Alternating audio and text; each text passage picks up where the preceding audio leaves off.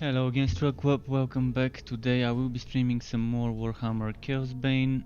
I also uploaded a build video for Kiowa for the Anvil Strike set, the Anvil Striker 2.0. First things first, I want to test something on Bragi. I want to test that new Victor's Tribute axe to see whether I can get high crits, high crit number, not high crit chance. With Victor's Tribute plus an Ultimate Carnage, or it would be higher crits with a Grudge Holder and a Victor's Tribute. So first of all, I need to see if I've got a good Victor's Tribute. This one is not that great, so probably I need to look for something better. What about this one? Crit chance. This one doesn't have the cooldown reduction, so I'm gonna have to be farming. Because I mean, if I use this one with the cooldown reduction, I'm still gonna be up on the crit chance compared to using Ultimate Carnage. But not by much, because this one is losing me 20 crit chance, and that means if I change this for this, I would be losing 20 minus 7.8.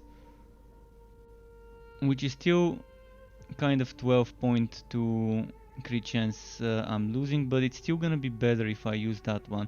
The problem is this one is 9000 damage, this one is 8.7, this one gives HP, this one also gives HP. What else do I have here? Well, I have counter attack damage, so overall it would be better, because that Victor's Tribute would be giving me I think 80 crit chance. An 80 crit chance is not a little number of crit chance that I can get from that one. So yeah, let's bless it and try it and see how it will be. Until I get a better road, I think that's gonna be the one I wanna use. Let's see, this one is blessed for max damage, so I'm gonna be doing the same here. Actually, let's do it like this.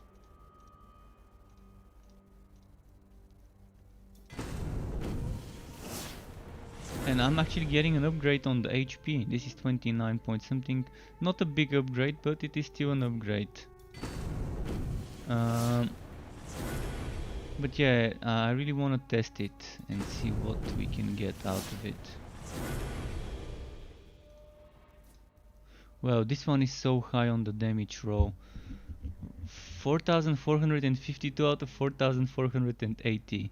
I'm not sure I can get something as strong, but let's try a few more times.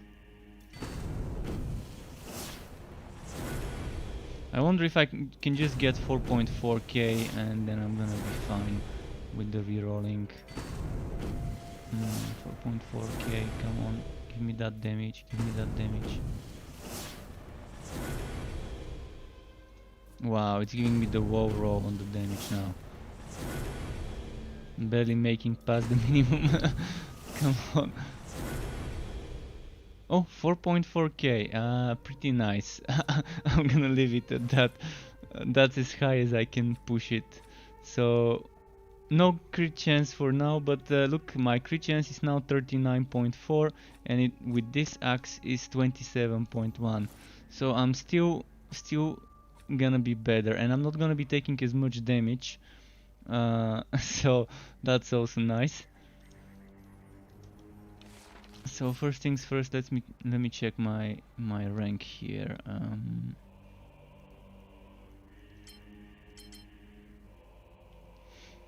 Eventually I'm gonna test the legendary punishment, because now I just saved myself 20% damage taken. That means if I get rid of legendary crushing, I'm gonna be taking only 10% more damage if I go for punishment, but I just wanna do the testing with the crushing on, and for now that's how it's gonna be.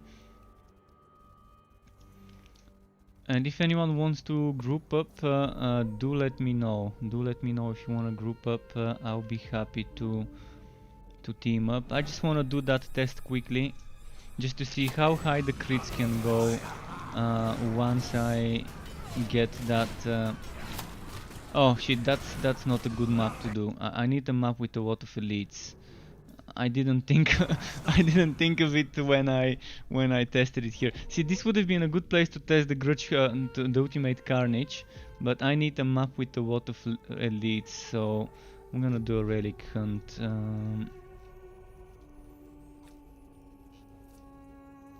I'm not sure what chaos I'm playing. It's either 8 or 9.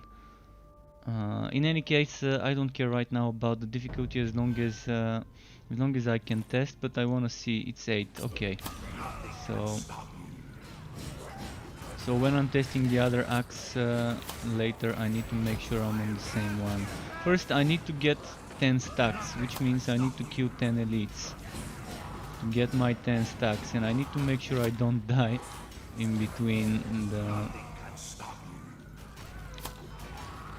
And I'm testing it with this set, but I guess it won't matter which set I'm using. I'm just gonna get a little bit more damage on hit with the challenge set, and I'm gonna get more damage over time procs with the other set. This one is the more spammy one, so I'm gonna try and remove them up. So for now, how are we doing with the stacks? Status. Victor's Tribute, 3 stacks. I need to get those stacks to 10.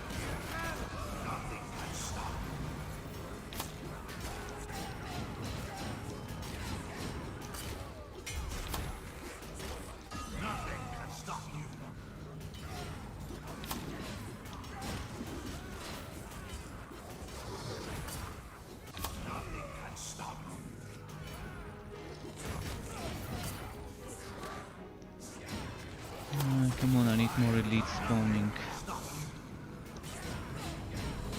Messiah with the autopost on mixer as usual, thanks youth.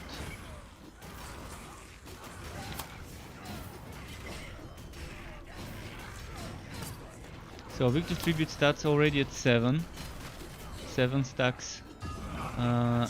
So 3 more elite kills and then we're gonna know.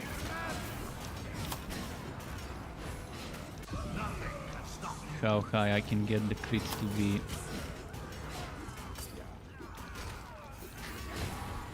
Two more kills, come on. There we go, that's the 2 kills here.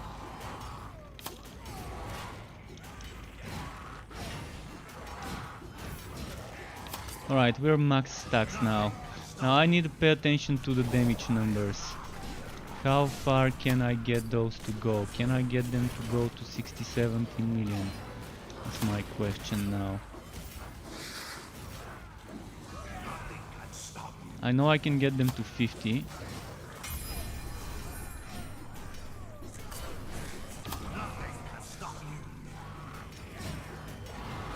The problem is it's very hard to test it because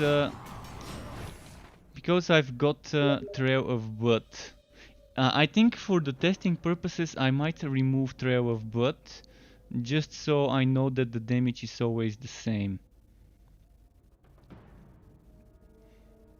So maybe I can try and remove, let's remove Trail of Blood for now, just for the test. Just for the test to make sure that I have constant equal chance to get the same amount of damage when testing the axes.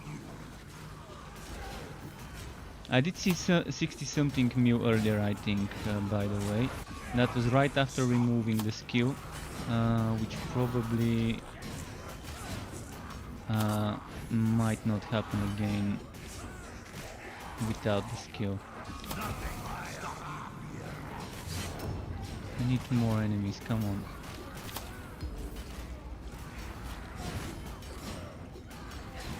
So I know stunned enemies would take more damage, but I'm not looking for this type of damage. I'm looking for the damage without stunned enemies. Maybe I should remove my other passive for the testing purpose.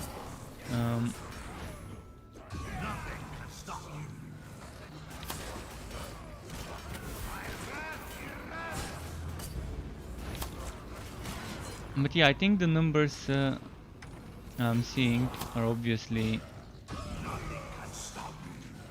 the same. The next thing I wanna try is using Ultimate Carnage and Victor's Tribute instead of Grudge Holder and Victor's Tribute, just to see which would work better as a combo. The extra 400 crit damage or the extra 300 flat damage, but less crit chance.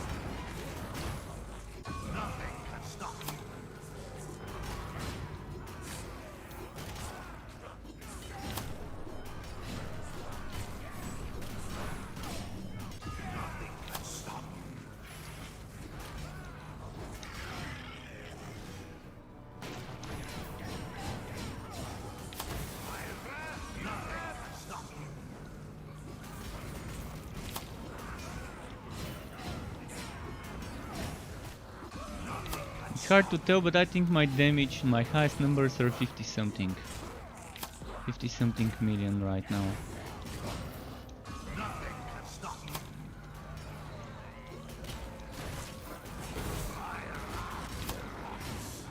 Weirdly enough, my rage is standing at 16, not at 20. What's happening with that? And there you are, we're at 20 rage now. How do I refuel the rage? By using skills.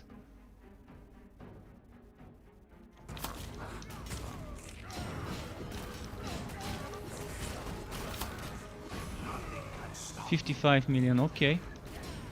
So I can get some higher damages. Maybe with this one I can get a little bit higher the damage. It's kind of hard to tell, but yeah, I think 55, 59 is the highest I could get it to go. And earlier I think I saw 60 something, but I'm not sure whether that should count, because it was right after switching and it might have happened. It might have still had the buff on me.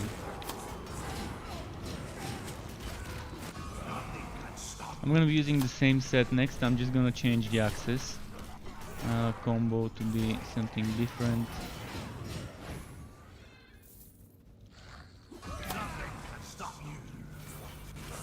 And I really hope I get the Victor's Tribute with cooldown and crit chance eventually to drop.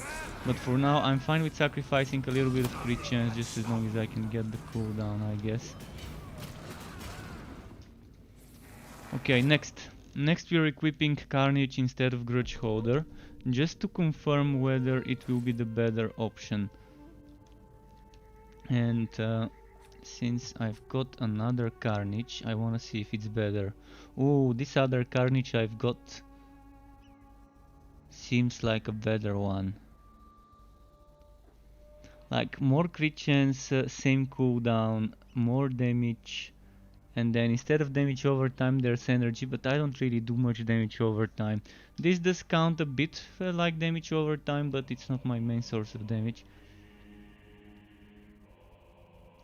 So let's try and blast this. How much damage did I have on my Grudge Holder?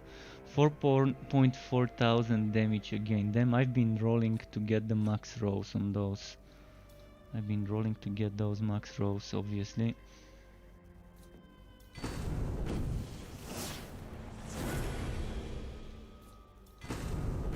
If I can get 4.4,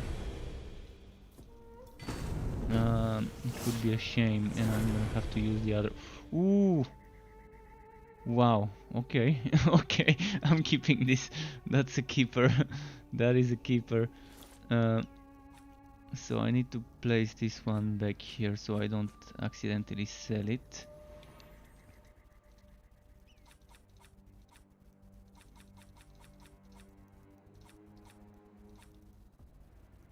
And let's confirm the trade. And now we've got to try how good that would be as a damage option. Not gonna change anything right now, just the axe. I'm gonna still keep the skills without this passive, without the, what's its name, the without trade-off, but I'm gonna add it later. But for now, it's gonna make the testing harder if I use it, so I'm gonna do the same type of enemies, the same modifiers. Hopefully it works. Let's see.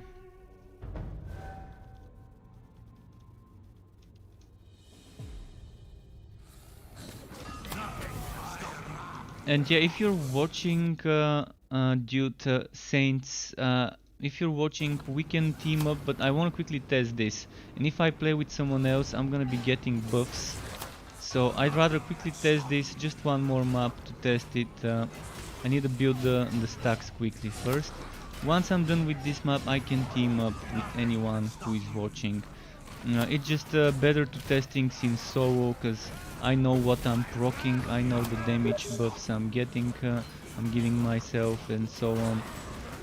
If there's someone else, it would be very fluctuating how much damage I'm getting from my teammates' buffs. Is my teammates' buff the same? So that's the little bits of difference. But I did see your message. So we can team up once I'm done with this map. I think by the end of this map I should know the difference.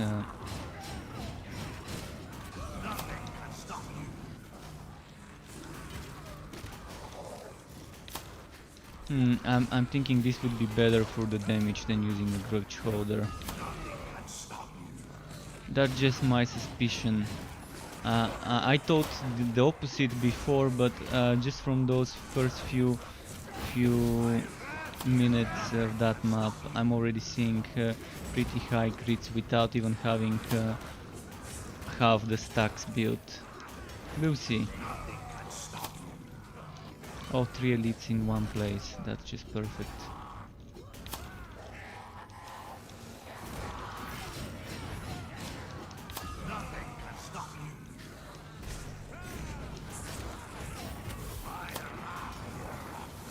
Okay, 5 stacks.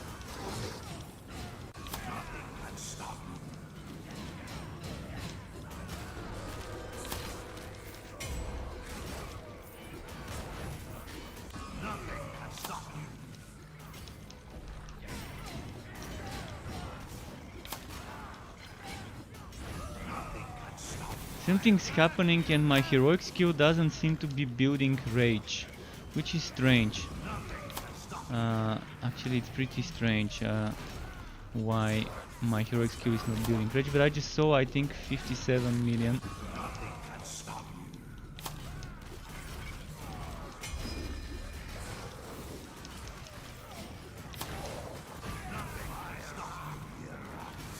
If anyone sees a 60+ million hit, let me know. I'm so far not seeing anything past 50 something, which seems pretty much the same damage as with the grudge holder, I guess.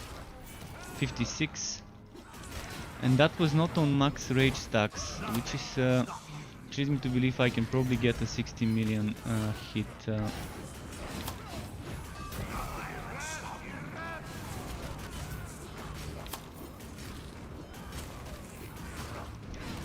I think with max rage stacks, max duelist chain reaction, 60 million is achievable with this, with those two axes. The problem would be my crit chance would be very low. 57 I think I just saw now. The damage difference is not that big between using the 400 extra crit damage grudge holder and the 300 extra damage ultimate carnage combined with the Victor's Tribute. I guess it doesn't matter. Either axis would be good enough. But so far, yeah, I've been seeing small differences in the damage. And I'm at 10 stacks.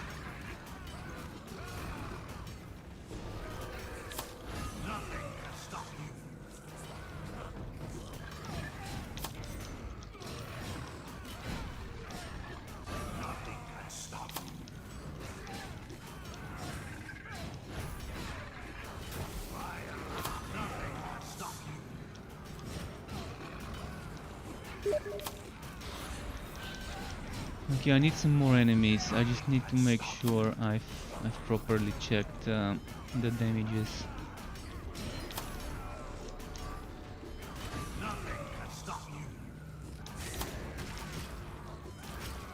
58 million, okay. So I think it's the same. I think it's the same. The difference would be 1 or 2 million difference with the current setup. Probably if I include Trail of Blood, the difference would end up being bigger. 63 million, was that just 63 million I saw? 66 I think I just saw, or was that 6 next to another 6? Wow, what's happening with the greens?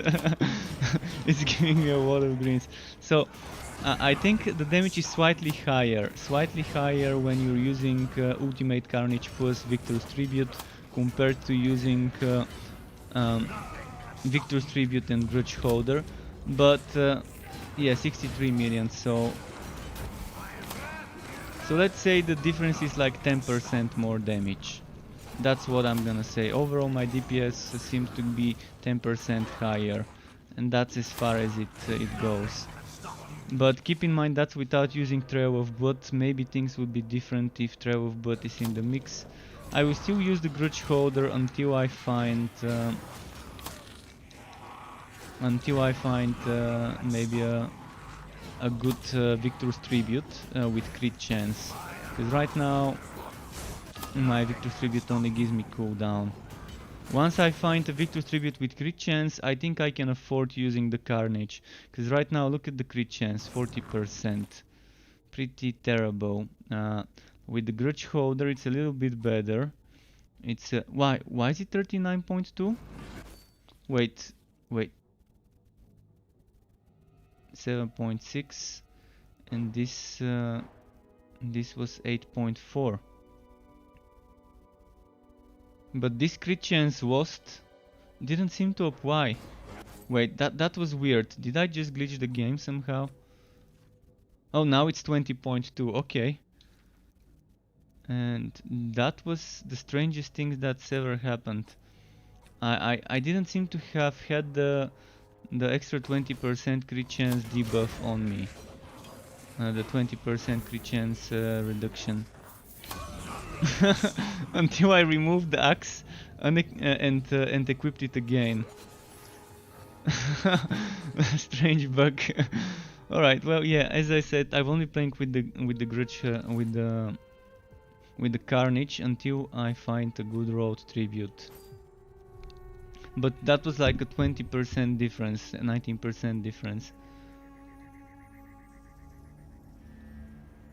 And the difference was just between 53 million and 57 million, up to, on the other setup, 63 million was the highest I saw. So yeah, definitely seems like around 10% difference. Bornius, you can join. Let me quickly just maybe change my hero. I don't know.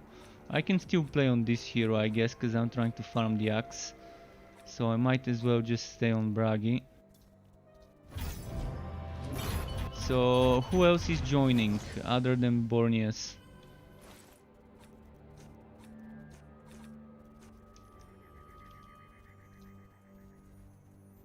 I'm gonna quickly post that I'm streaming on the Discord in case anyone wants to join.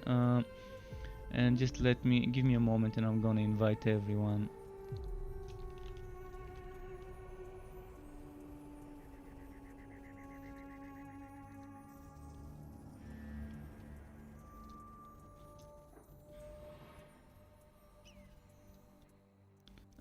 So online game, make game public, open.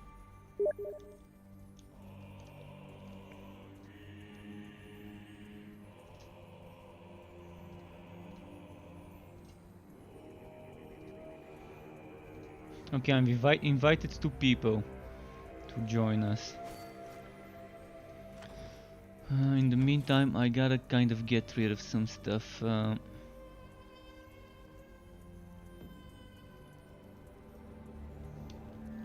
better. Oh, an upgrade. This is an upgrade. One upgrade. Is this an upgrade? Nope.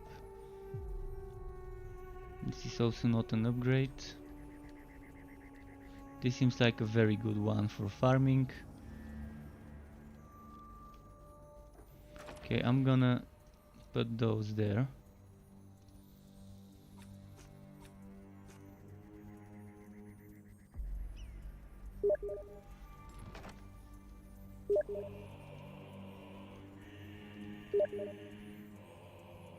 Saints, says we are two, by the way. Saints, are you gonna invite someone else?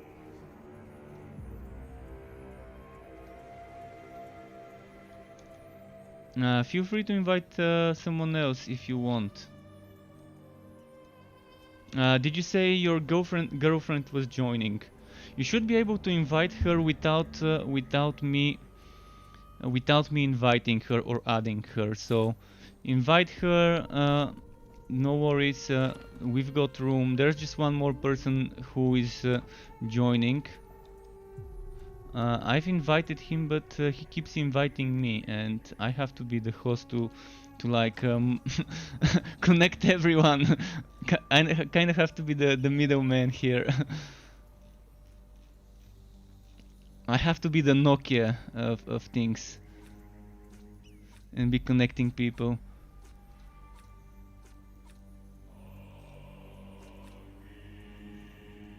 And you were playing Elessa. Let me check if I've got some gear for Elessa or for the mage. You said your girlfriend was playing with Ut1. Borneus needs gauntlets, but I don't have gauntlets. And your girlfriend could take the other stuff that's not gauntlets for Ut1. So I'm gonna quickly check what Ut1 stuff I've got for her. And I'm gonna check a lesser stuff for you. I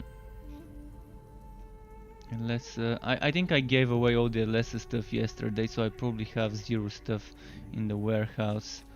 But maybe there's gonna be some Ut1 stuff left over here. There's a focusing crystal, which is not that great. Yeah, I've given a lot of stuff yesterday, so there's not much left over. Got some rings that might be useful, might not be, depends.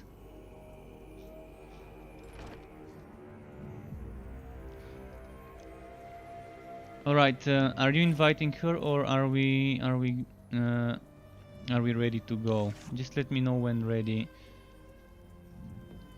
In the meantime, I will bless my loincloth.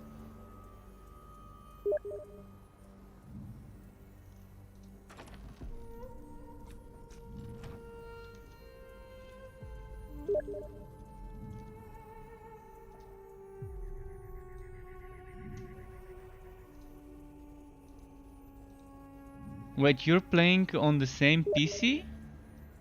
Or are you playing on different PCs? Just let me know when it's time to drop items for her. In the meantime, I'm gonna bless my loincloth.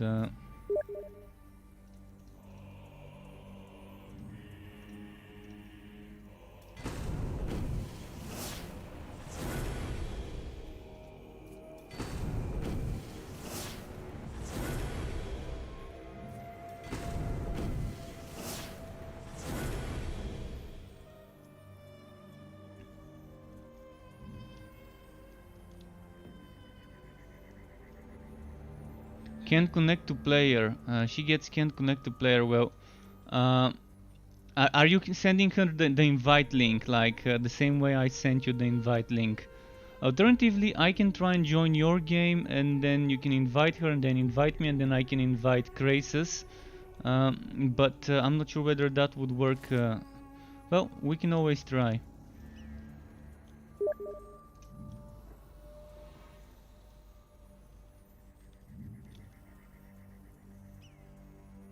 The other way would be to add me and I can invite if nothing else works. So just let me know what you've decided, and then we can do that.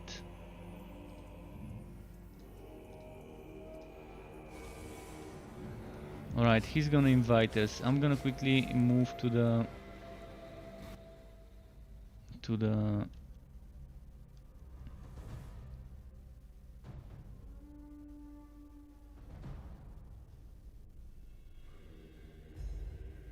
so I'm gonna try and wait for an invitation. Just send the invite on Steam when you're ready and I'm gonna accept it. And then I can invite the other person. Okay, I see the invite.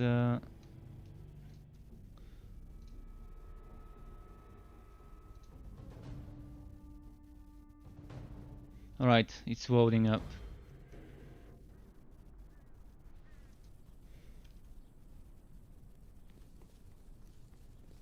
Now let's invite the next person.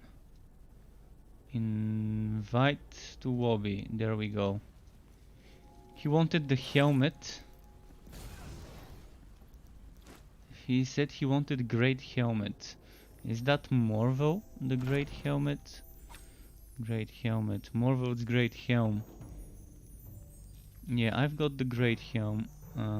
Just gonna try and find him a good one. For Graces 7.4 or 7.7. So okay, let's give this mage the Oud 1 stuff and 2 rings. And then for the other mage I've got the Morvo helmet. Bornius, I invited you. Didn't you receive the invitation?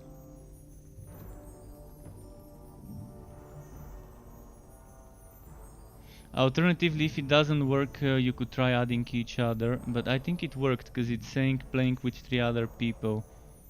So maybe he joined. There we go, he's here. Alright, everyone is here. Now I'm gonna quickly go and give him that that helmet once he's here.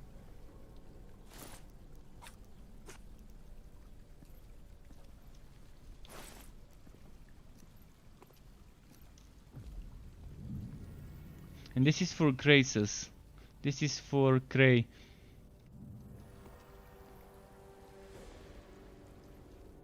He wanted that great helm. He also wants gauntlets for Oud 1, but I don't have spare ones. Not even on my mage. He doesn't seem to be going to pick it up. If everyone's ready, let me know.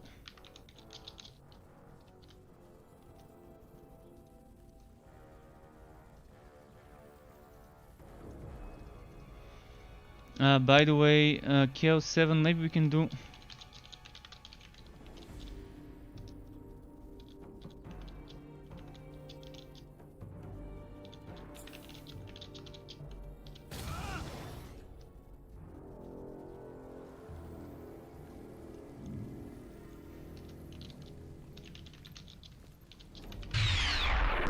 And Count the Boo, welcome back Count, nice to see you again, thank you for the follow.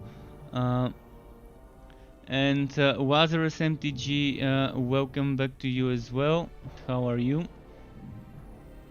Okay, Chaos 8 is ready, that's good. Is Krasis here? Let's give him this helmet and then I can... Come on, take it, take it. Okay, just wanted to make sure I don't start the map without him being here. So we've got good stuff happening here. We've got an Oud 1 mage, we've got an Elessa on poison, and maybe the other mage is also using Oud 1.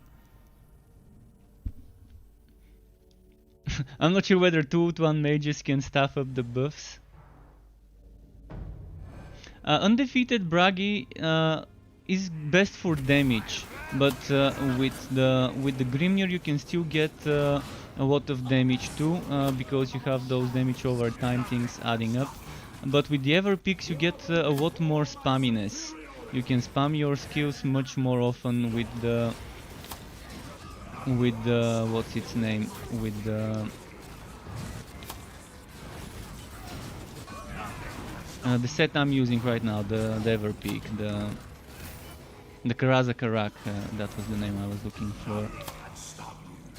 So I guess it just depends on preference for people, but the Victor's Tribute is now a very strong axe. You might want to use it in your setup.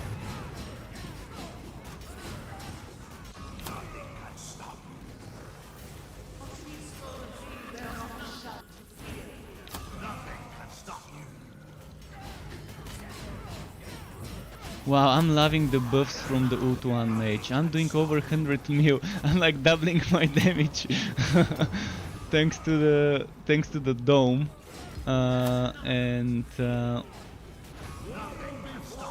other buffs that the mages are giving me.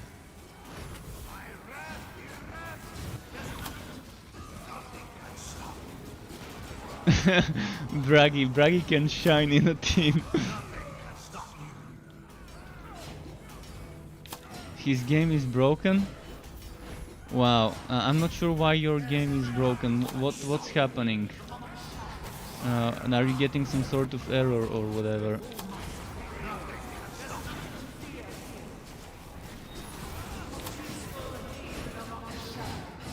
Could be the connectivity problem or something. But yeah, he seems to have disconnected from the game. Maybe we are far from each other and that's why the disconnection.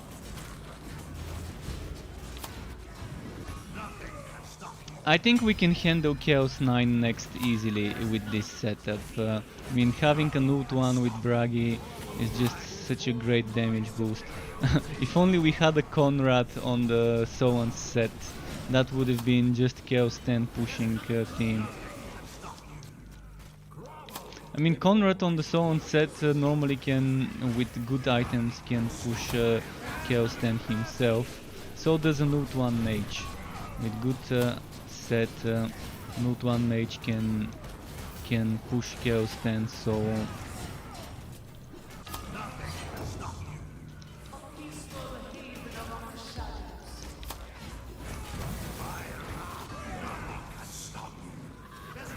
Nice.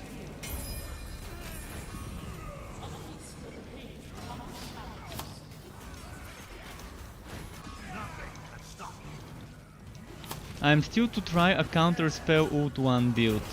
I'm wondering if it's gonna be strong enough, but eventually I will try it. A counter spell instead of using the storm. But with the storm, definitely more damage. With the counter spell, it's gonna be more survivability. Because with the counter spell build, I would be replacing the storm for arcane manifestation the same way I did on my Zyre Phantom on the melee setup for the Dragon Tamer. I'm gonna try using the same passives I use on my Dragon Tamer, but with the Ult1 build. Once I get all 5 pieces of Ult1 with counter attack damage rolled on them. And it's gonna take a while, but I think I've already got 3 out of 5 with that. You can see how much I'm spamming, and right now the undefeated set might give me more damage and might be better for my rage, but with this one you see how much I'm spamming the skill. What's happening? This guy seems to not be taking any damage. Did he kind of buff himself? Alright, finally he stopped being this tanky.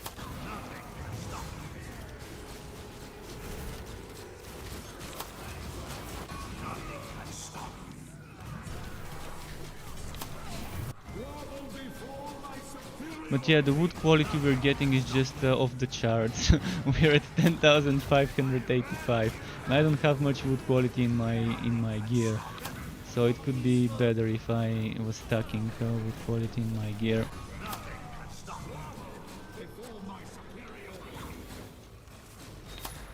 But yeah, this game is definitely better played together. It's meant to be played together because you give each other so much buffs. And the runs just end up being so much faster when you have other people with you. It's just designed in such a way that all the bonuses you're getting when there's others in the team are amazing. Wow, okay, 3 greeny greens. That's what I like to see.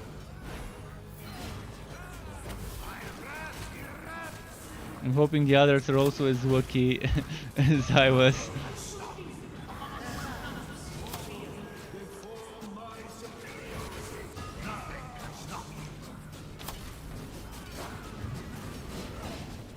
Okay, let's move on to the next map. And Borneus gave up for today. And yeah, Lazarus, I will be making other videos. As I said yesterday, to those who remember, I will be uploading a build video every day, and I'm trying to make different character each day until Friday. So the plan is by Friday to have one build video for each character, reworked and updated. And eventually I'm gonna try and cover every set to have a build video. With my crit monster I'm covering the Karazakarak, Grimnir and Undefeated with one set, with one build for 3 sets. And on Bragi I will not be making a last song build video, but I will be making a laceration video, which would be kind of like the crit monster, but except I'm not gonna be using Strike of the Anvil, I'm gonna be using laceration. And probably gonna be using Grimnir because of the fire damage. So, oh wait, I'm missing a passive. Let's equip it. But I will be making 4 videos total for the mage, 4 videos total for the scout, probably 3 or 4 videos for Conrad. We'll see. And who's left? Kiwa. For Kiwa, definitely 4 separate videos. There will be videos coming. Bit by bit, I will try to upload them. Eventually, I'm gonna try, after the first batch of videos, to try making more than 1 per day. How many tokens? I don't have tokens, so we need to do a Tower of Chaos run. And there's one more slot. If anyone wants to join us after the Tower of Chaos run, feel free to.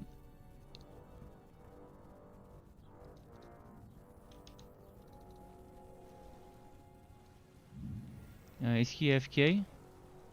Oh, he said 2 secs. No, actually that was before.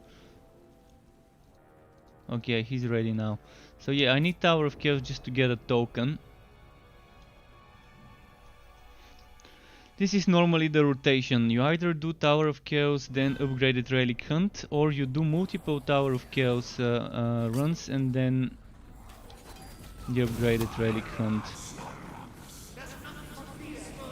So normally if you want to do a streak, what you do is you do like 4, 5, 6, 10 Tower of Chaos single floor runs. You're just doing 4, 1, then collecting on Chaos 8 or 9. And then after that, with the tokens you get, you spam upgraded relic hunts, and that would give you the best and the fastest farming of stuff.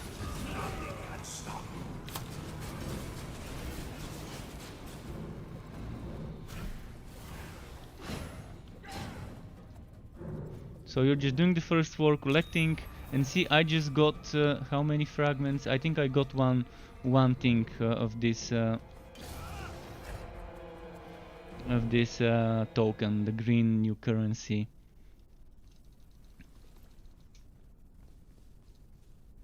And then you go to relic hunt to use it. We just did corn, so let's do invasion in the Tom King's zone. If you want to fill up the bar quickly, skeletons resurrected, insects regularly crawl up. And then the other two are just fillers. I just do this. And that would allow you to get constant enemy spawns, like the insects and the skeletons. Constant spawns which you can kill to get those points up. If you wanna like speed run it, like get the wood quality maxed out and then kill the boss. If you don't wanna be killing everything in the map.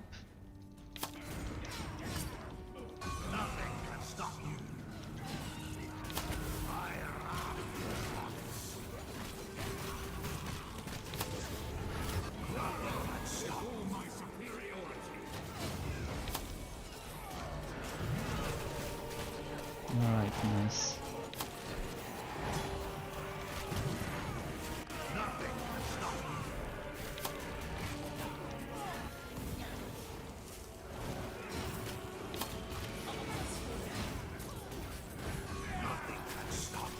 But I'm loving Coda buffing. It feels so much nicer when there's a mage buffing me.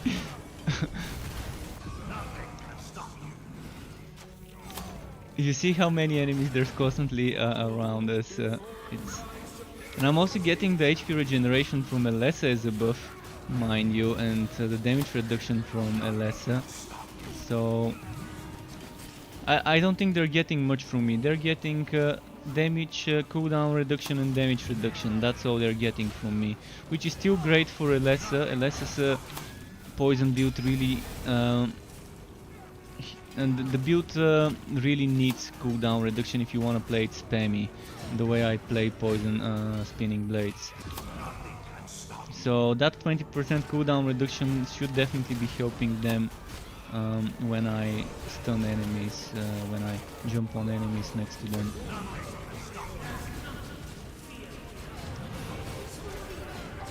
All we're missing now is a Conrad on the Soan build. Or even better, a Conrad on the Meteor build to keep pulling the enemies together and clustering them up in a bunch. Would have been a nice combo for the team too. Might not be as damagey as a Soul and Conrad, but still pretty decent nevertheless.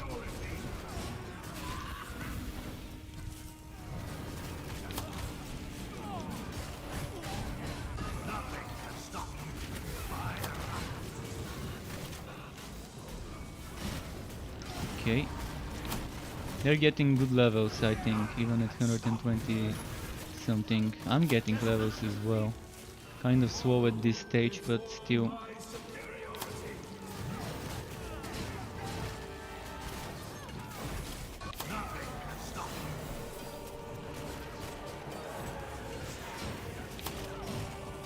You can see we've already maxed out the wood quality on this map.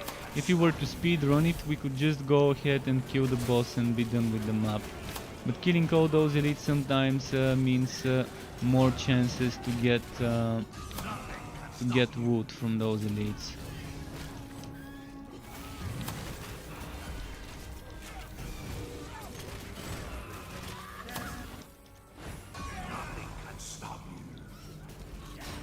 I'm wondering how much damage a Pistolier build would have done with this team. A Zone Pistolier with 2 Conrads, a Solon's Conrad and my Pistolier Conrad, I was doing 128 million. I think with a mage like that I can push that damage to 150 million. If I have like a full team and I'm playing on a Pistolier. And we're all buffing each other. I'm wondering if someone is using Legendary Punishment. What does it look like? Legendary Punishment? I don't think I'm seeing it down there. But it's not something I'm gonna see on my bar. So there's that too. I'm assuming one of them is using the Legendary Punishment. Oh, double the bosses. This is a nice bug that sometimes happens. You get twice the boss to kill.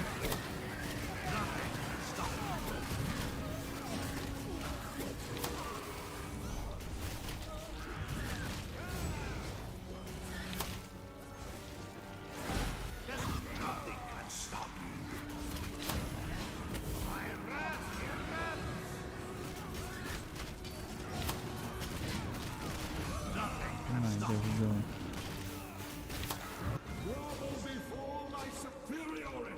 Well, we're just next. I think we should do Chaos 9 maybe. Although I'm having the speed runs on Chaos 8. Definitely super quick and fast and easy, and the wood is amazing still. Oh, we got the bug where we can't open chests. This always happens when the bosses get glitched and spawn twice. So I don't think we're gonna be able to open the chests. The game's broken. Oh, they opened one of them. I'm not sure how. I didn't see items dropping from that one when it opened. Well, bugs will be bugs. This is a new bug. I've not seen it until yesterday. But yeah, what we can do is just leave the map and try a new one. Because I don't think it's gonna fix itself.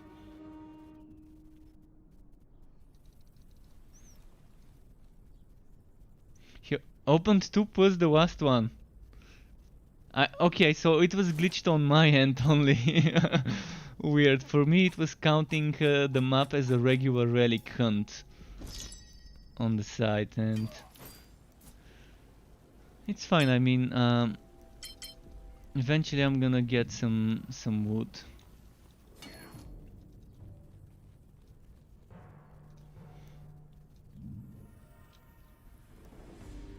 Maybe we can do some more Tower of Chaos now.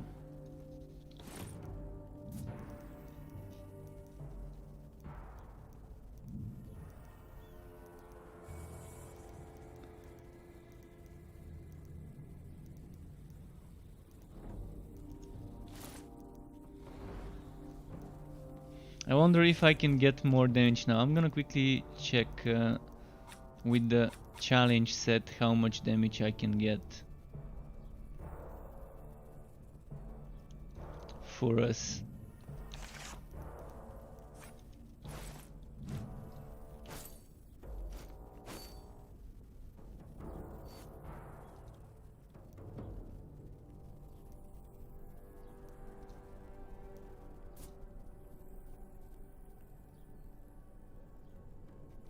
It's not gonna be in the Tower of Chaos where I'm gonna be checking the damage though, because there's not gonna be enough elites here probably to get my stacks up.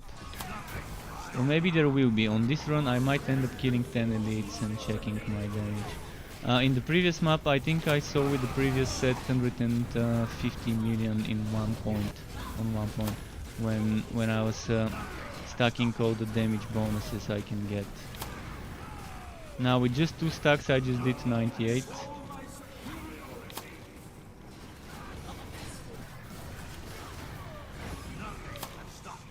And I'm loving lesser poison spinning blades on this this type of content, because the spinning blades, 156 million. The spinning blades rebound from the woes.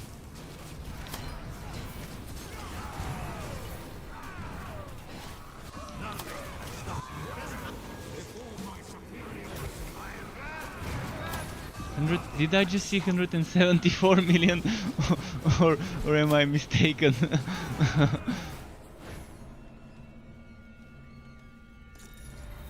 How many tokens? Just 1. We should probably do 2 more of those to get some tokens and then do relic hunts afterwards.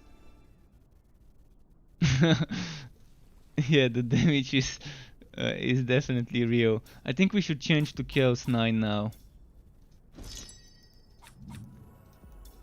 Let's type it just in case there's a delay.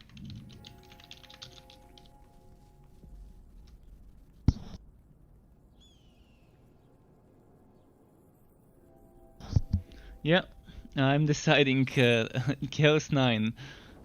Chaos 9 to do 2 more Tower of Chaos quick runs, and then we can get some wood afterwards.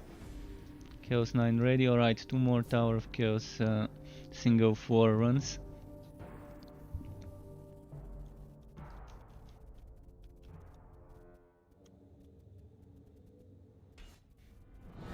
The connection to the game's host was interrupted. You will be returned to the title screen. Did I just disconnect? Let's see if my stream disconnected as well. No, the stream's running. Probably just sometimes it happens. Oh, his game crashed. Never mind. I'm gonna wait for him to be back to invite everyone into the game. But I'm loving this skin. This yellow and blue armor skin with the pirate patch. and it's like a dragon slayer. So there's two dragon slayer type of skins. One of them is with the green dragon skin or whatever it is. This one is with the red one. I'm using both for two different sets of equipment.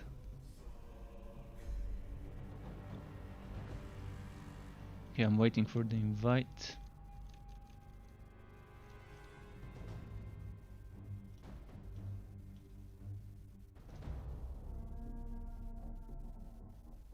Okay, I can try to start. Let's try. I can start and add them one by one. First I need to open the game to the public.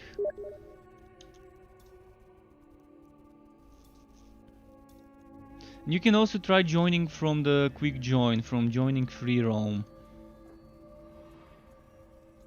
Oh, never mind, they invited me, never mind, then I'm gonna join their game.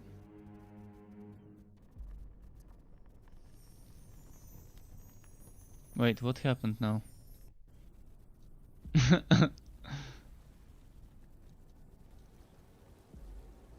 And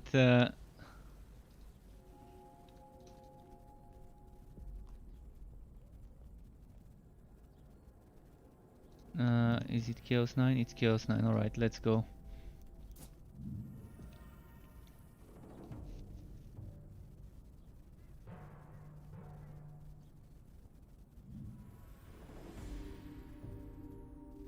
Gotten Sleet 38, welcome by the way. Gotten Sleet, are you Saints or Minosh?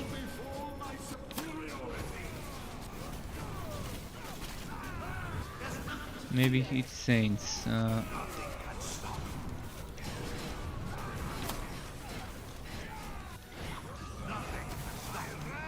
Oh, it's Minu, okay.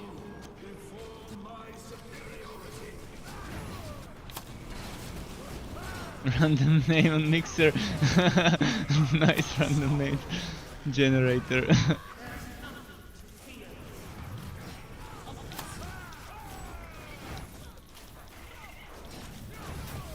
But yeah, I'm loving all the damage I can get with this team. So yeah, if anyone else wants to join us, now's your chance to get that wood farmed.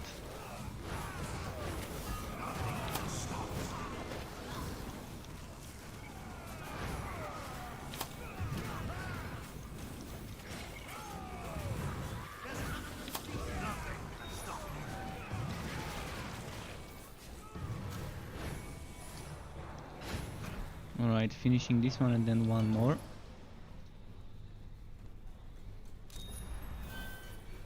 Oh, I got 2 tokens this run, see?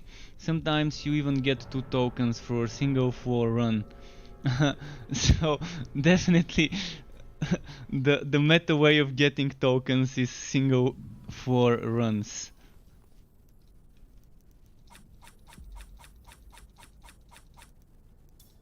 By the way, to those of you who are Path of Exile players, I am not, at least not anymore. Are you excited about the Harvest League? The Harvest League in Path of Exile, where you're gonna be farming farming some stuff in your base. It looks interesting, but also kind of I don't think how fun it will be for the hardcore Path of Exile players. Thankfully, it's not gonna be that mandatory to do that much of the farming stuff. Post items. What items do you want me to post?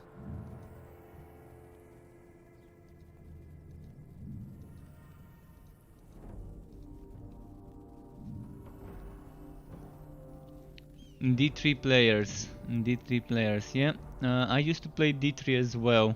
During the Royal Grandeur season was my final season in D3. After that I haven't returned. It just, I don't know. Seems too boring having that endless Paragon farming and endless pushing of the Greater Rifts. I think the Greater Rifts would have been much better if there was a limit of the Paragons, like for example 1300, 1600, something like that, even 2000 Paragons, just to have a limit, and then to have a limit of the Rifts, and for people to compete for time rather than kind of competing who is no-lifing more and who can farm more Paragons, because right now Diablo is competition on who has more time to play. People with more time to play, or people who share their accounts with others to play them for them to give them Paragon levels, end up pushing further, because most of the times people would end up copying each other's builds, like checking who's at the top of the leaderboard and just copying that build and trying to use the same items, the same skills, and it's just boring. It's definitely boring when you're not competing for skill, but for time played, time spent playing the game. And that's why I kind of call it a no-life competition right now, because there's a lot of people botting in Diablo 3 and getting their account farmed for XP while they're AFK. I'm pretty sure that that's happening. I've actually even joined people who either was an AFK player who forgot to close his game, or it was a player who was just not saying anything. Somehow he kept like not replying and just kept doing something like a bot would do. The map ends, he starts a new map. The map ends, he starts a new map. And I didn't hear him stopping to pick up wood. Seemed definitely like a bot to me. And he probably forgot the what's its name. Let's do one of those. Probably forgot to close his game to private.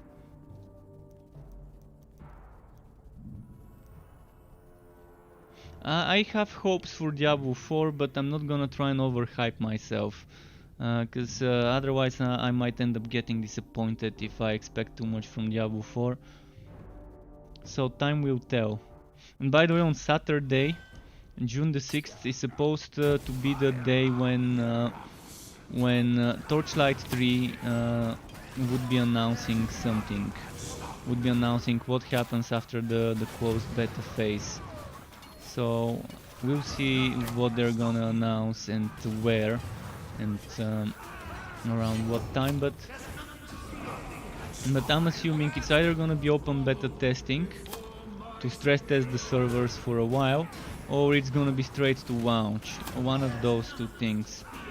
I hope it's the stress testing that they would decide to go for, rather than just going straight to launch after a closed beta, because I think the game still needs some more development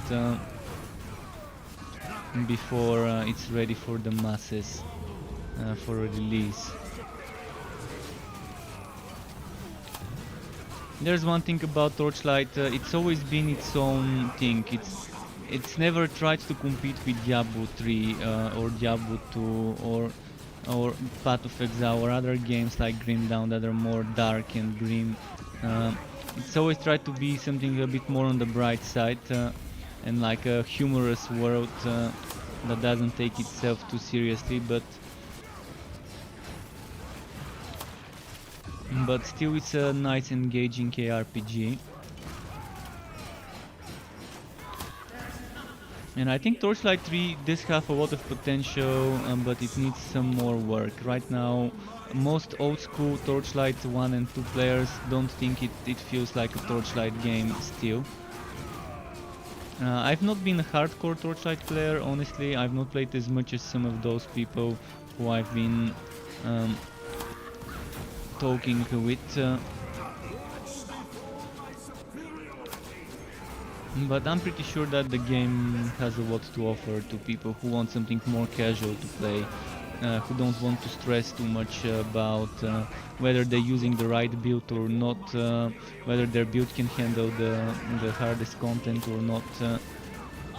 The way the game is right now, having a more synergized build definitely helps, if you don't have it, you're gonna have a bit of a tougher time, but you're still gonna be able to complete stuff.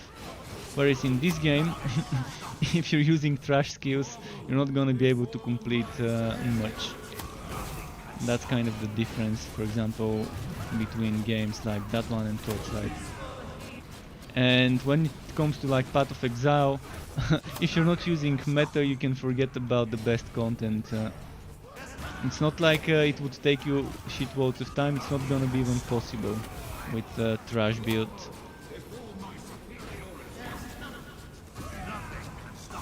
In this game a trash build can probably do up to Chaos 8.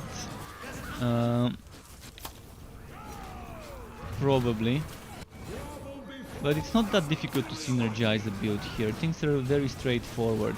The items tell you, hey, this skill is getting stronger when you use this item, you're getting this much damage when you're using this item when this condition is met. So it's not that difficult to figure out some synergies in the game between skills, passives and items. Oh, did someone die? Okay, I see the ashes.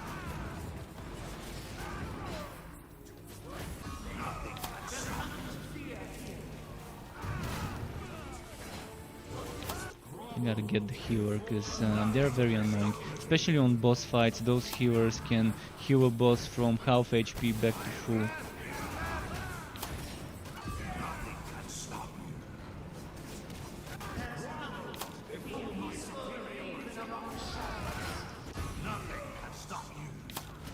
Almost got him, come on. Wow, he's with some sort of shield, he's not... Okay, finally got him.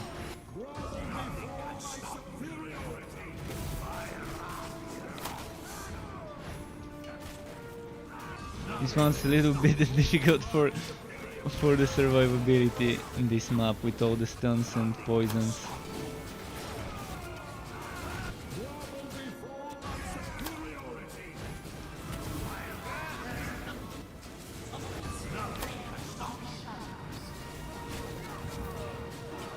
See, when we cluster up I do so much damage. Alright, this is an easy boss. It's one of the 2 easy bosses that doesn't have that many annoying skills. By the way, it's good for the mage to be closer to the boss, so that when we're attacking up close we can get all the damage buffs, like from the blue AoE, from the big dome, and from anything else that could be proccing. Normally ult 1 mage is perfect as a melee mage. Melee mage with the phantom blade, with the blade of Azire, with the heroic phantom blade, or with soul fire, that gives you extra damage based on nearby burning enemies, and with that dome you can be burning the enemies, so you don't even need to be using a Phoenix Herald. You can still use the Relentless Sentinel but use the Soul Fire. But if you're using Soul Fire, you would need to be using, instead of the Heroic Phantom Blade, you would need to be using the Superior, because that's the fire one. But in general I think focusing on magic damage is probably better. If you're using something like Arcane Secrets, it's not a bad choice. I don't know what build you're using, whether it's a counter-attack, counter-spell build, or whether it's Arcane Secrets build. I will be making an ult 1 build eventually, probably next week, but before the ult 1 build would be Rift Walker rework.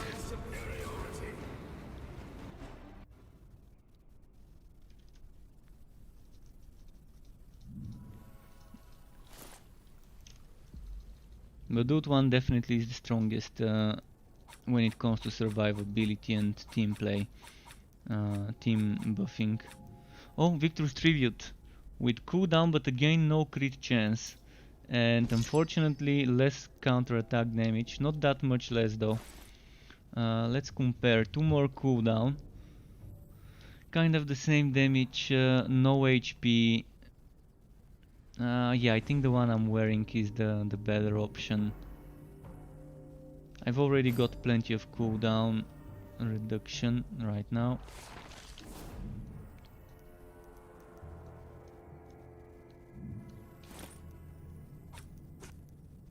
Is this better? What am I looking for? I'm looking for challenge bracers and that's it, challenge bracers with more counter-attack damage. Right, let's do not Tower of Chaos. Let's do another relic hunt. This time Corn. I'm just taking turns doing different ones. And soon I can change my hero. Actually, after this map I'm gonna change to Conrad, just because I wanna test how much damage I can get on Conrad with this team.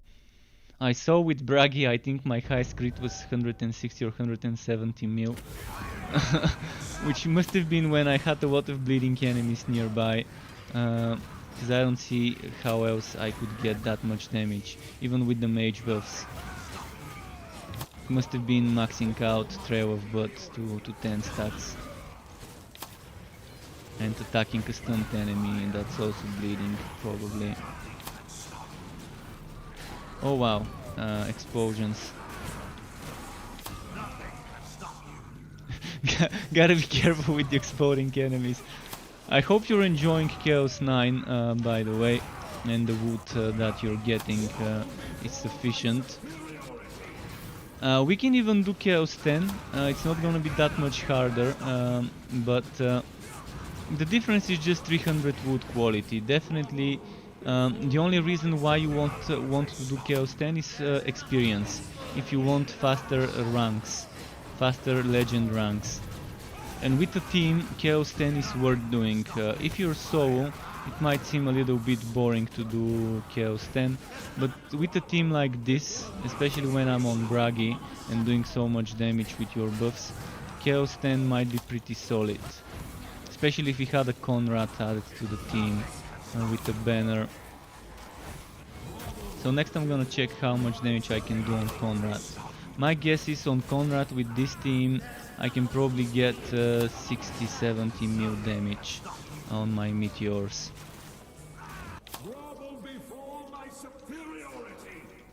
Which is a lot for that skill, for the Justice of the Empire skill.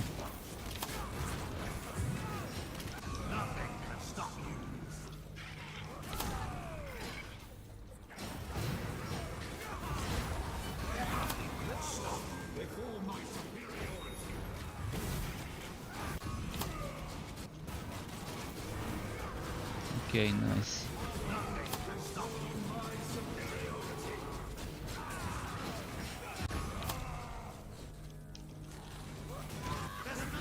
Following the big circle, the big dome.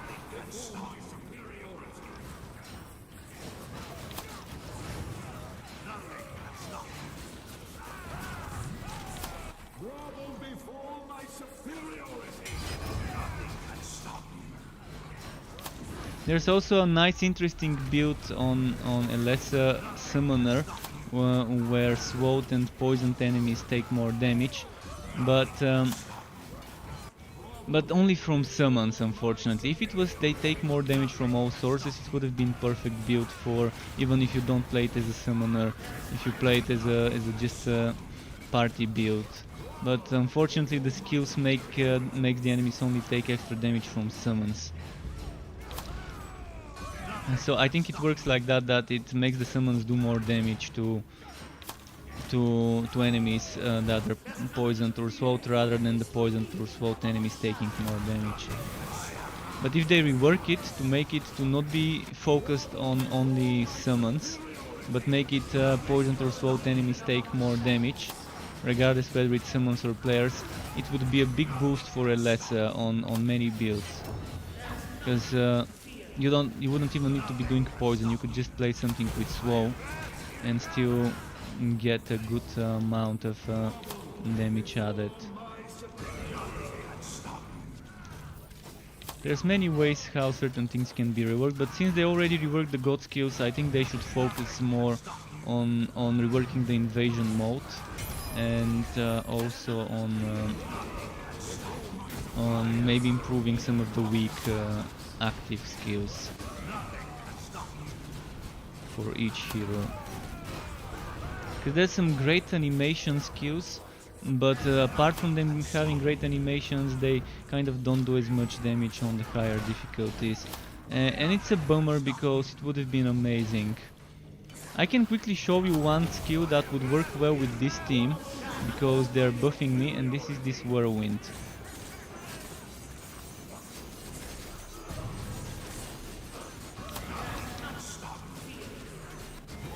So you can see I'm doing 49 million, but that's only because of the buffs. Normally this skill would not do that much damage.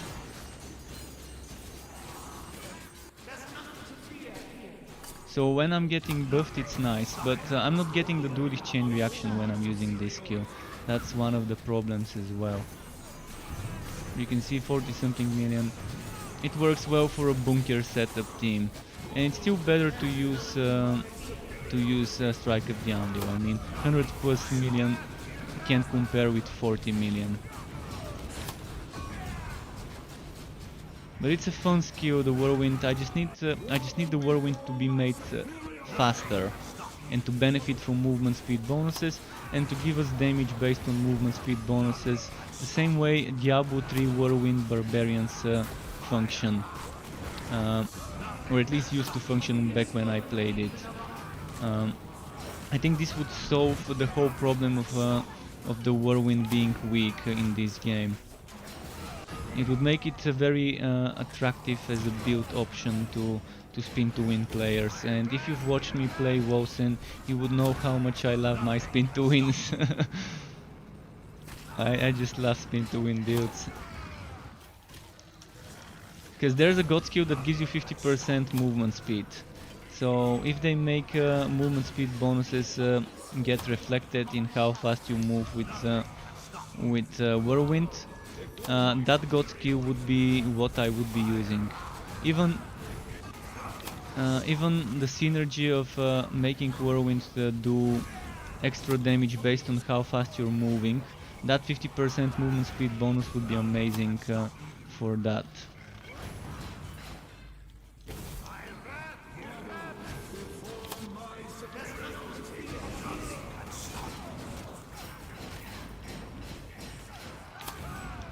By the way, with the challenge set, I'm buffing their HP a lot. Ut1 mages become so much more tanky with my Last Bastion heroic. Because that's 50% more HP. Another Javer's White.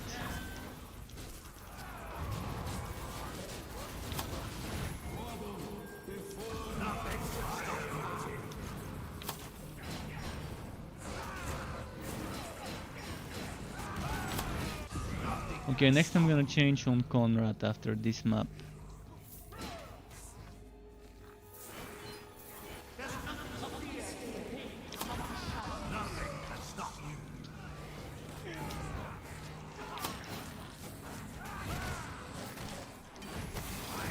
What happened? I couldn't use much of my skills, couldn't spam them.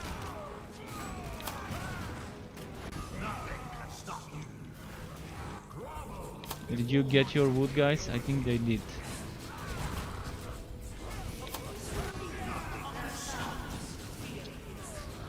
Okay, I think everyone's gotten their wood.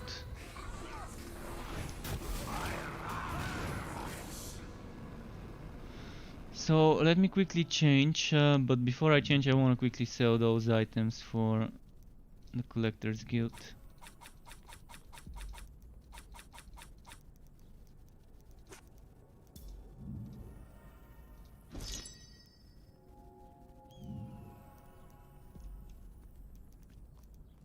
Okay, I'm quickly changing characters. There should have been an option to change characters without leaving the party.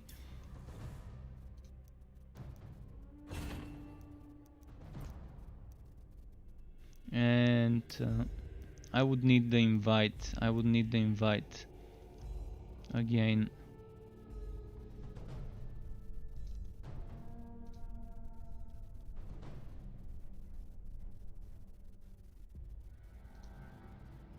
So let me know when you send the invite on Steam.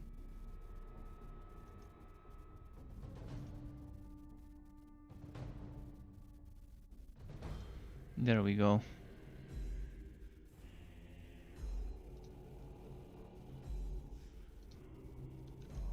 Okay. So this is the Pistolier. Oh no, this is the Justice of the Justice for the Empire. Yeah, it's the Justice setup. All right. Just gonna quickly do this. So I'm covering reinforcement, endurance, and crushing. If you want, you can get punishment. Don't waste points into rage, though. It seems to be broken and not triggering. But healing works, punishment works. I think one of you needs to have points into punishment to max out the damage if you don't already. But I think you already do, because I'm seeing a lot of damage. So most likely that's the case. Should we do... I really don't want to do Swanesh, because sometimes it gives us a map that doesn't have enough enemies. Maybe we can do Tsinch. It might be a little bit difficult for you at first to do Tsinch, but you probably are gonna get used to it.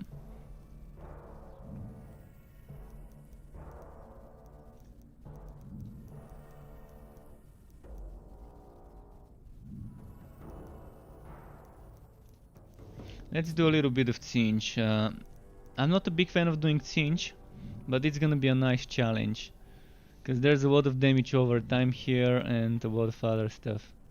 Oh, you're not ready?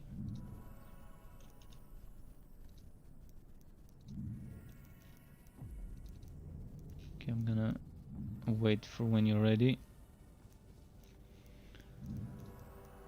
What did I select here? Dodge attacks, I think. Okay.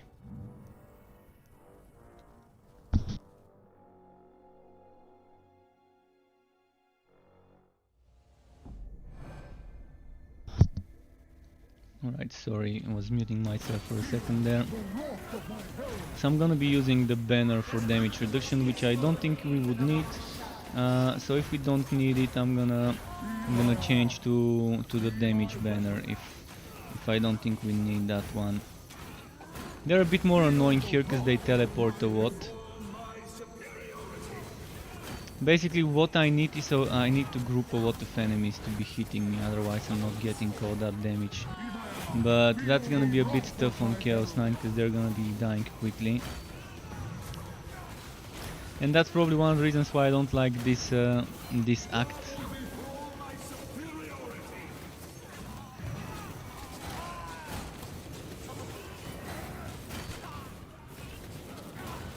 There just aren't that many enemies clustered up in one place.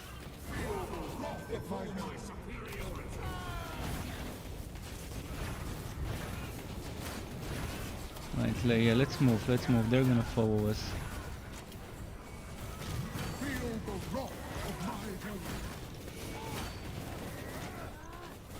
So, I guess I could switch out my Blade of Vengeance for something else.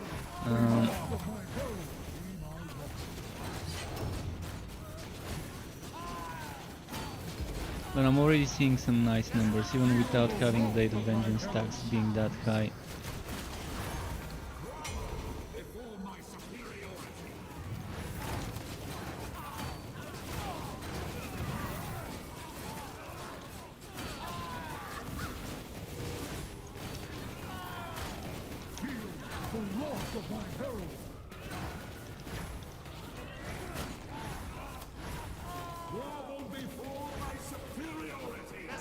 Okay, let's keep... Oh, there we go, a knight. Chaos Knight or whatever he's called.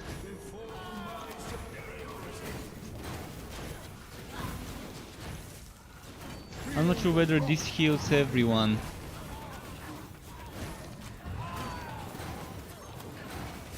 But heals when using a god skill. I'm not sure whether it's healing them or just me. It's gonna be hard to tell. Oh, 52 million I just saw.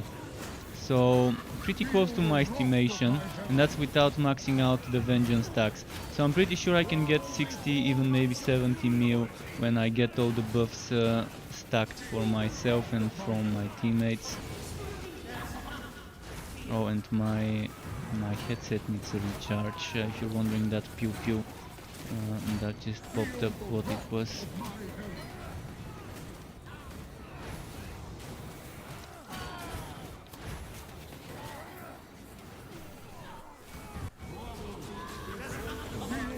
Pretty annoying with those tornadoes I've selected. Let's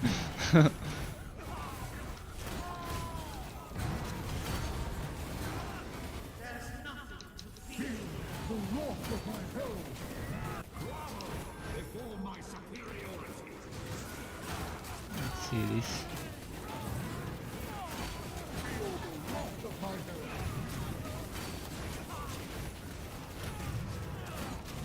Come on, come on.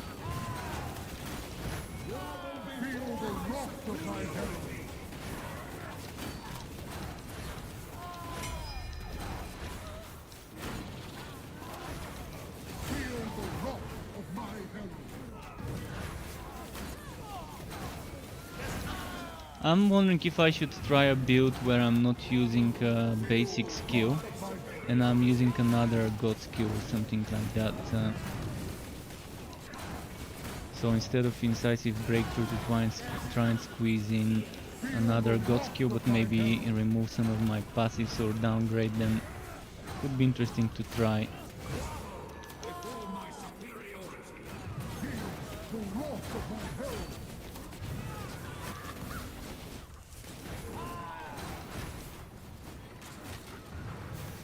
Feel the wrath of my herald. Grovel before my superiority. Feel the wrath of my herald. Okay, let's keep moving.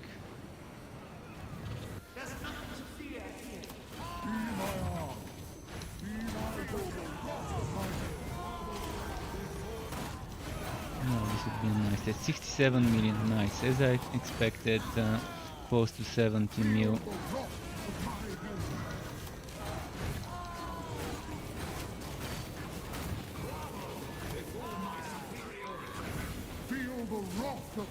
So the game definitely is so much easier when you have more people.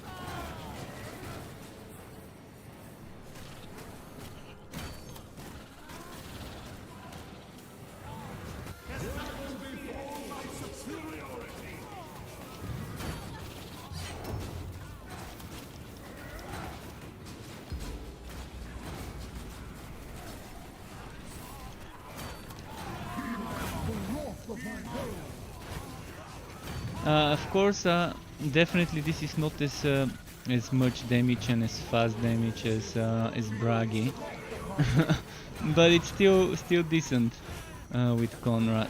What happened here? Look at how many. I'm gonna try and kill the masses. Oh, there's a healer there. That's why.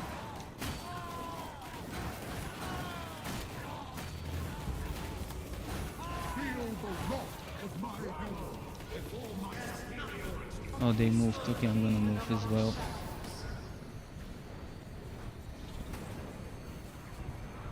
This map is not that great for poison blades, spinning blades, poison and lesser, because you don't have much stuff to rebound the blades off, and they just fly into the endless abyss or whatever it is. There are some cases where you can abuse the ricochet rebounding system, but not that many.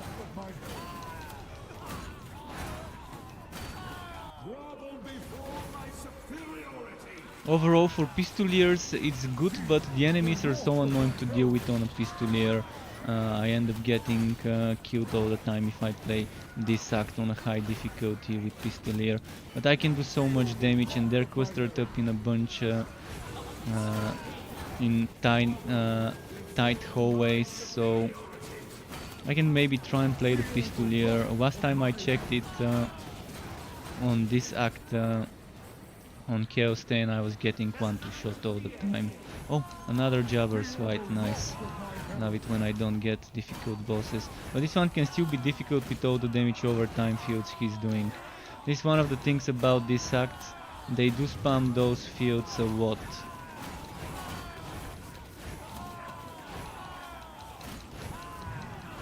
And I see healers as well.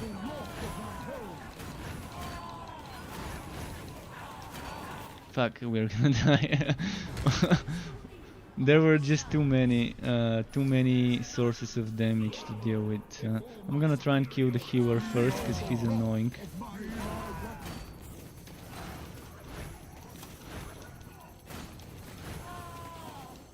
But this is a challenge, definitely. And Daniel Jacom, thank you for the YouTube sub. If you are watching, that is. Welcome to the Struck Club. And Herion. Yeah, it's been a long time, Herion. Nice to see you again. By the way, if you want to play with us, feel free to. It's gonna be... Wow, look at how many enemies there are here. How are we gonna get rid of them? We are open for one more person on Steam PC. Did we get the healer? I don't think we did. It's still here, but I might as well focus the boss, because he doesn't seem to be getting heals. And yeah, close to 600 rank. Takes a while though. Takes a lot of farming and grinding.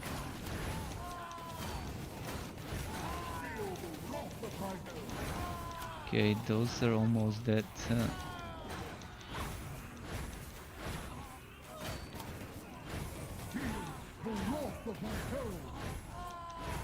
The healer's almost dead, and so is the boss getting close to dying as well.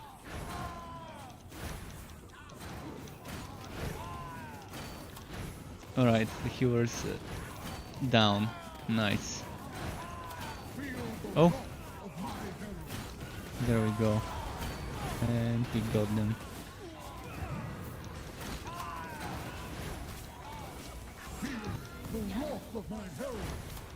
I wanna try something and maybe go on... who do I wanna go on next? I've already played on Connor. Oh, I'm gonna test the Pistolier first, and then I'm gonna switch heroes again to maybe Kiwa, because I uploaded the build video for Kiwa today, so I wanna see how strong Kiwa can get with the mage in the team.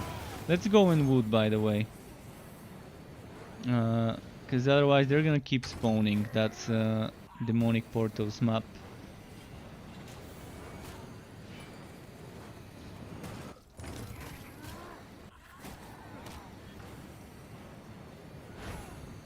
Yeah, we're not gonna do any more of this act. It's just taking too long. It's not the best bang for your time spent. I just wanted one of the maps to try, maybe doing this one.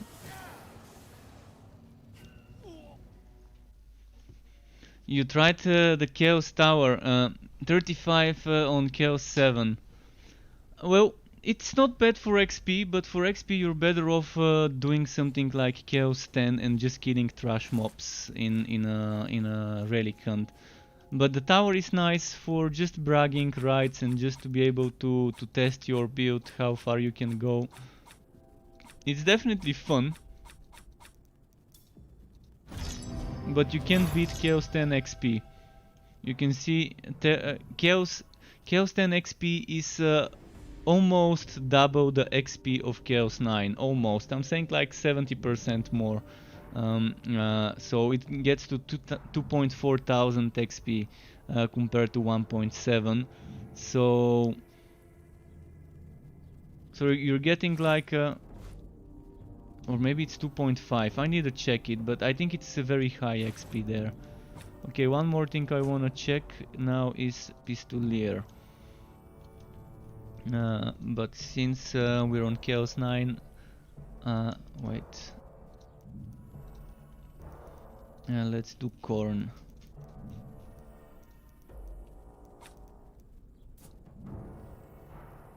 And I quickly need to plug in my headset to recharge, so just need a few seconds.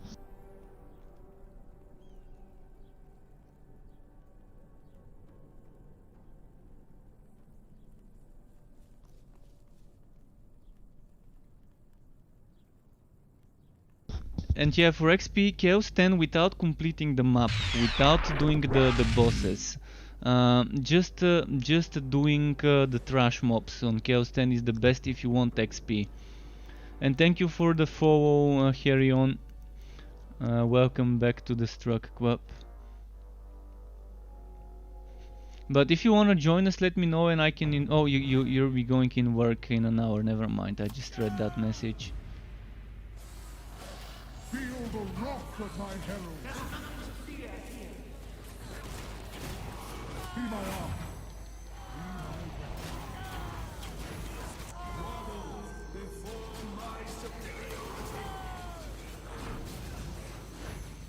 I could do the damage banner, but I'd rather do the damage reduction banner. I can stay next to the mage and just obliterate them with pew pew pew, boom boom boom projectiles.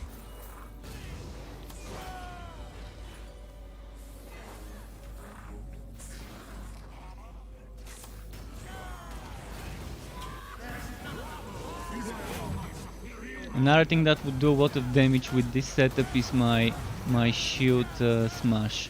Shield smash, you can do those millions, 20 millions and so on were from the shield smash when I'm standing next to the mage. So I'm knocking them away from the mage and it's also doing some decent damage. So for team play, if you've got a mage like this, an ult 1 mage, a bunker,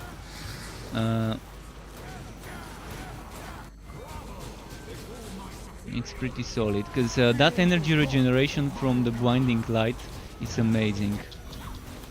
The energy regeneration from the blinding light for a pistolier, you can see great combo.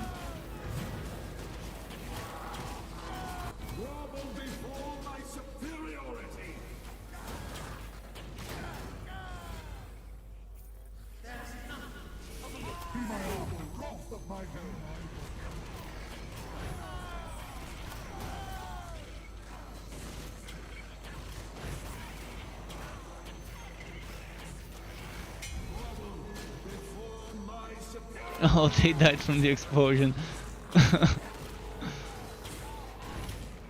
You're gonna learn eventually that whenever you kill a chaos spawn, to just move away, unless you really believe in your damage reduction in your build.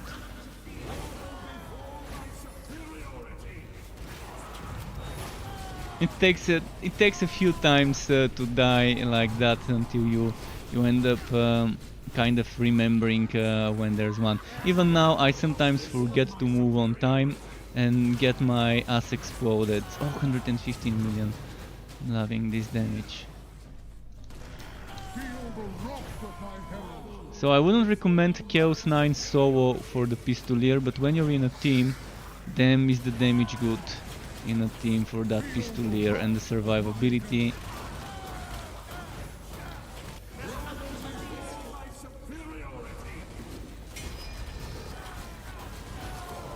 Oh yeah, that's so fun. So fun. I always wanted to play a pistolier in a team where I can just dish out the damage. Almost as much damage as Bragi was doing. With Bragi I think I got 160, 170 mil on my highest crits when the stars aligned and I had a lot of bleeding enemies around me, which of course is not all the time. I'm gonna test the damage banner next. Just wanna make sure there's no enemies and quickly damage banner. So instead of the damage reduction banner, with the damage banner, that's gonna give them more cooldown reduction.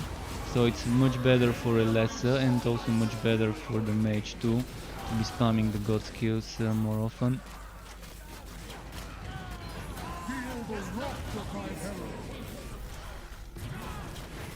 He's gonna explode, so careful.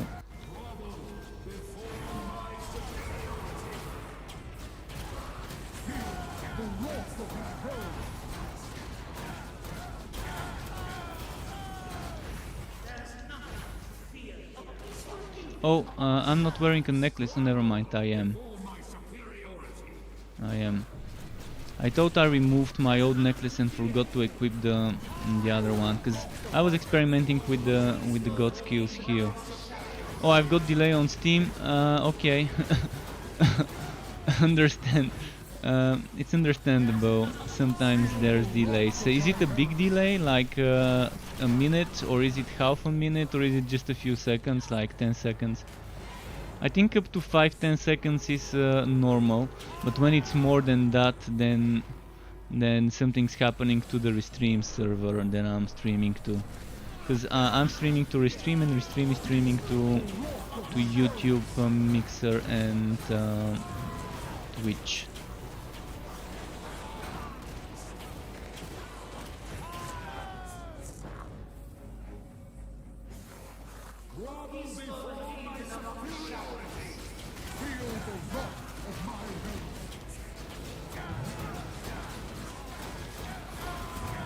So yeah, the Pistolier is here.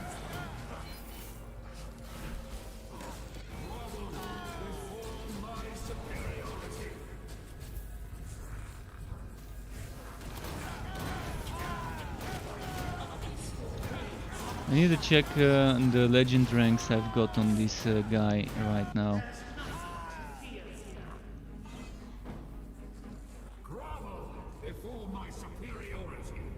Shit, I need to heal up. I think I'm gonna die. Okay, there we go.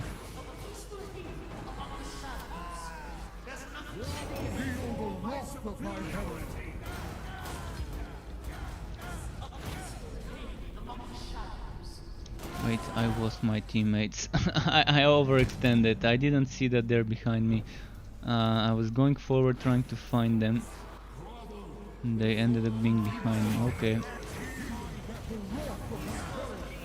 Let's try and group up.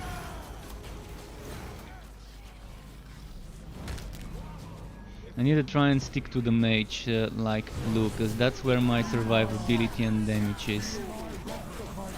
Especially the regeneration. The regeneration for energy and HP from the Blinding White is amazing, and the crit chance from the Sentinel is also pretty solid to give me block chance, and the block chance gives me more damage.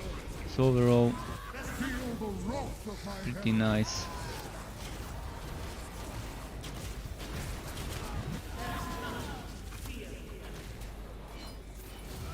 It all works out well if I pay attention to where the mage is and don't try to overextend.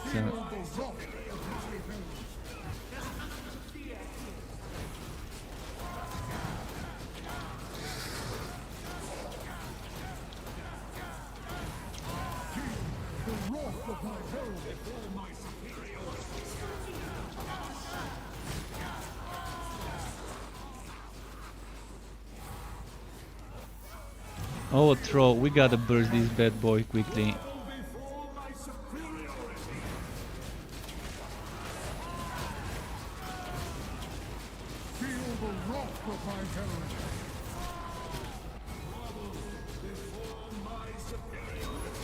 Alright, he's been bursted.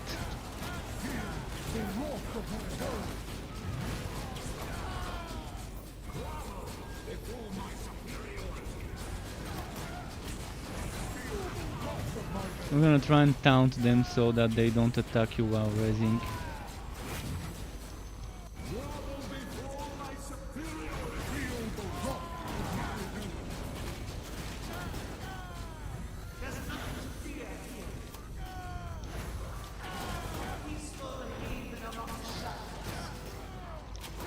So nice.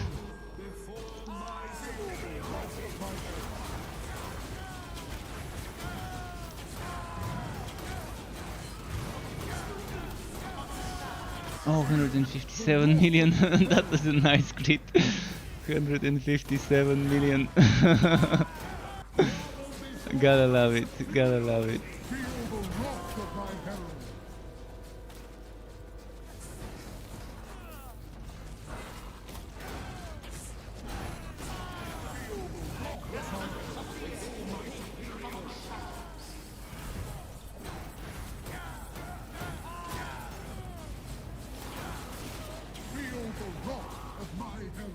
Okay, the wood gods were pleased by the damage we did and rewarded us with a green, so not bad. From this run, did I just get 1, 2, 3, 4 from this run in total?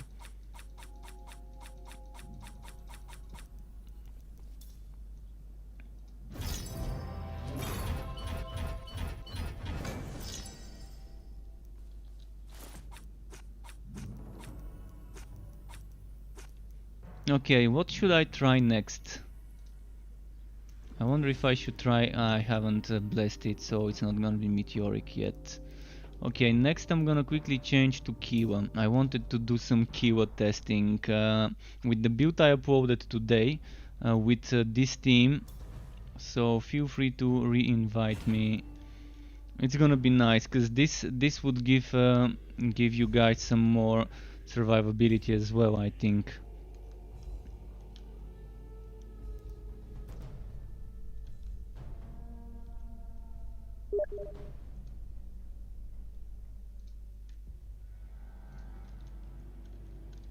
Okay, joining.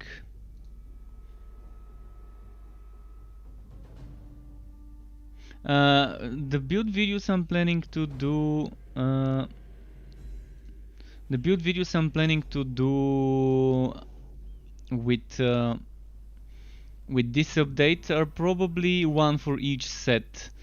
But I can't tell you exact number. It's definitely not gonna be 25. Definitely not gonna be 25. But there's gonna be four for Conrad, one for each set. 4 for the mage, one for each set. For Elessa, 4, one for each set. For Kiwa, 4, one for each set. And for Bragi, I'm gonna do 2 videos. The crit monster that I already did, and then there's gonna be a laceration, which is gonna be kind of similar to the crit monster with slight changes. So yeah, that's what I'm planning to do. There's a lot of videos. I'm definitely not gonna be able to do them that fast. Some days I would try to do 2 videos if I wake up early enough. I can try and do 2 videos in one day, but that's not gonna be every time when I'm doing those videos. Every now and then I might be able to.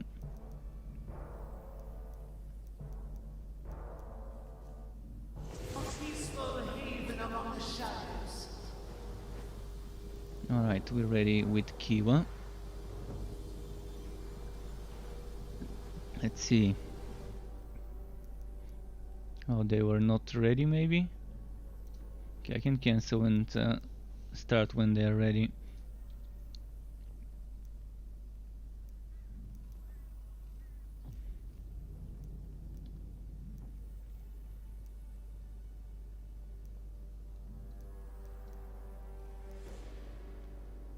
So this is gonna give them damage reduction, 20%.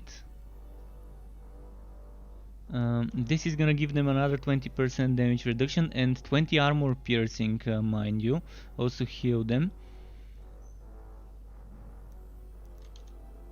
Where is the chat coming from, by the way? Are you streaming on Twitch too?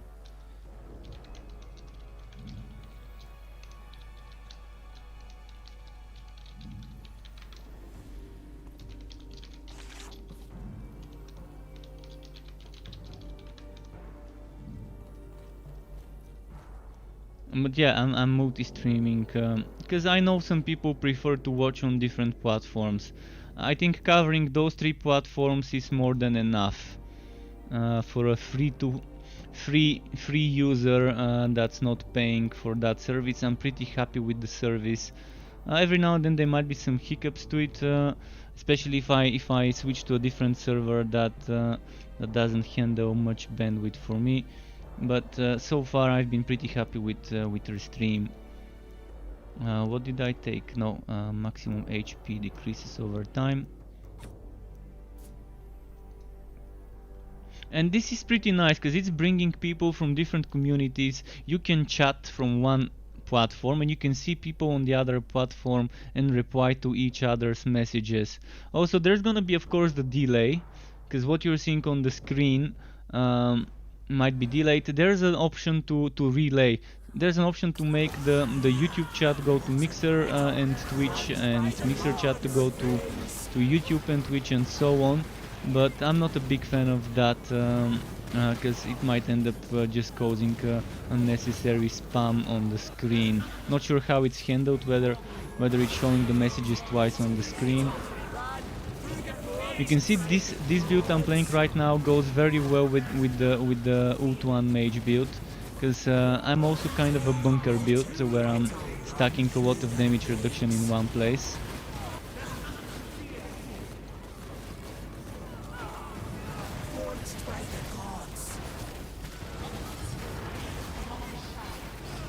Since we've already got punishment, I can probably invest into crushing. I'm gonna quickly invest into crushing.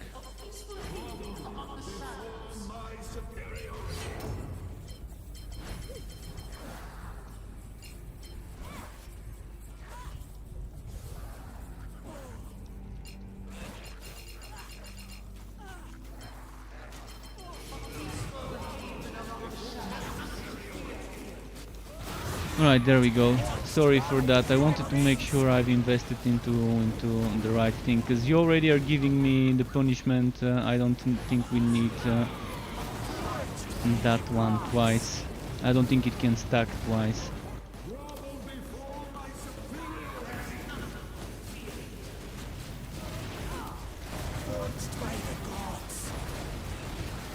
So I wonder how much I can push the damage of this build up to. Today is a good way of testing how much damage all of the different builds I play on different characters, when we've got 3-man team with decent setups.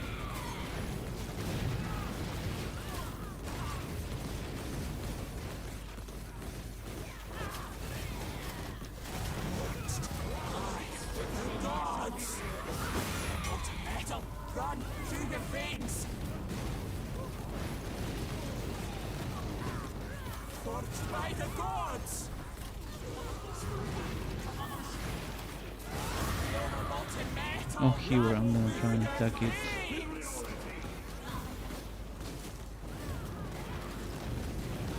But yeah, normally with the mage, what the best way to do it is teleport right next to an elite and then do the bunker there. That's how I play the mage, for example. And then everyone just clusters up on that elite, and then the next elite, and so on.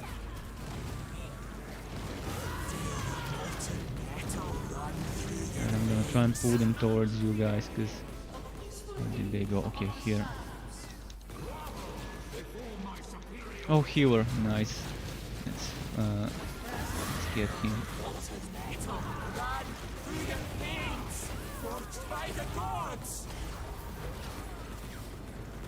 And what's really good for Ult-1 build, and actually most mage builds can benefit greatly from stacking a lot of cooldown reduction, which right now is kind of weird where they place the cooldown reduction on the skill tree, on the god skill tree, but it does make sense. It does make sense, especially for an Ult-1 build.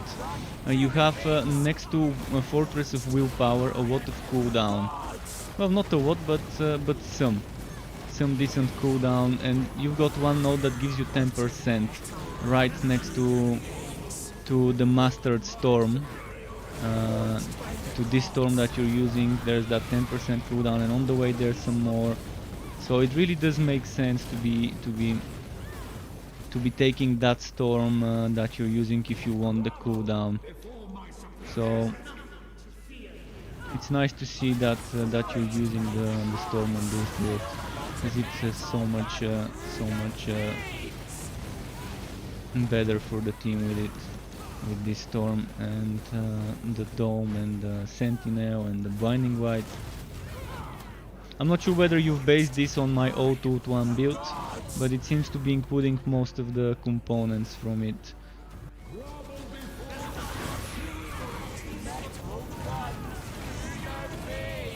Next I can log on my Ult-1 mage just to show you how I've built mine.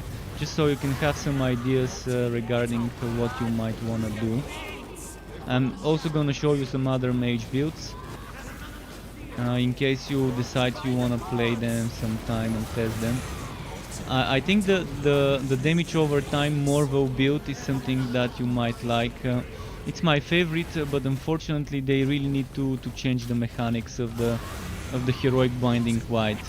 Because right now heroic binding white pushes the enemies away from you, and it makes no sense when that's the main source of damage for a Morvo heroic build. You want the enemies inside the damage field, not outside it, so I hope they change the mechanic of this skill to push the enemies inside rather than the opposite.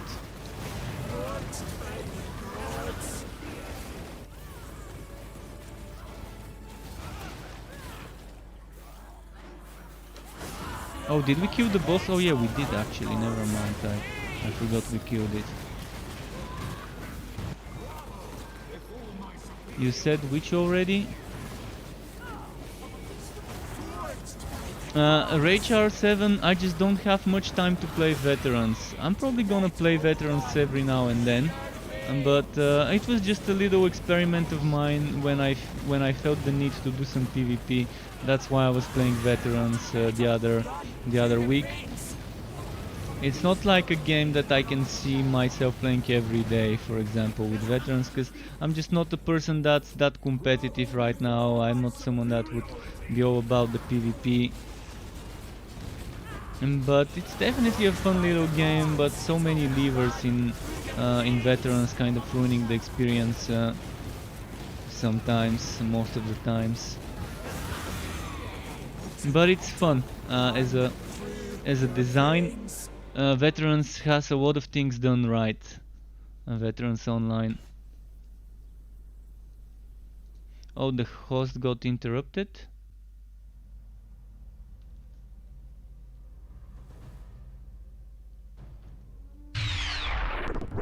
Minush, thank you for the follow on Twitch. Welcome to the Struck Club there too. I'm gonna change to a volunteer maybe. Okay, he crashed again. Okay, I can make the lobby. Play Tom Kings.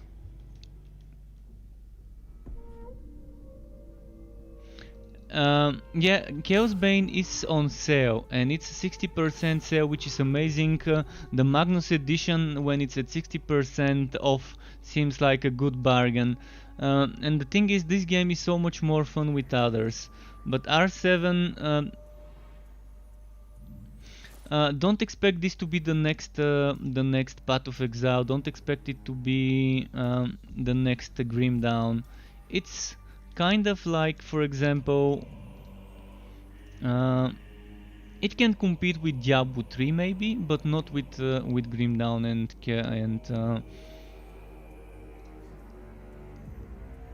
with Path of Exile. It can compete with games like Last Epoch, although it's still pretty different than Last Epoch, so I wouldn't put it much into the same category. On Minecraft Dungeons, my thoughts are it's a pretty decent game. Definitely. Definitely can offer you some fun times, especially I love the fact that there's a secret cow level with the boss, but Minecraft Dungeons might seem too simple for some people, but there's still a lot of depth, and I still love playing it, and I will be playing it, but I'm so busy with Chaosbane right now, I can't do that much Minecraft Dungeons, but I will be. So let me quickly check what I've got here.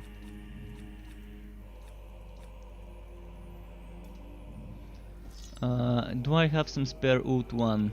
I do have those gauntlets, but I really needed those, so I'm not gonna be dropping them. No, actually it's not gauntlet, it's the spoders. Let me know if you need specific pieces, and when they drop for me I can drop them if they're not upgrades. So my ult 1 build right now, okay, let me quickly get my weapons. Right now this is my ult1 build.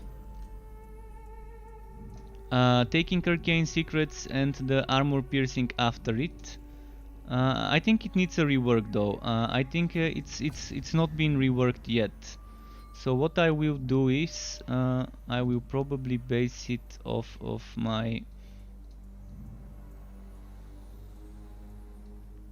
this. So I don't need those points, and just taking some hints here from that one.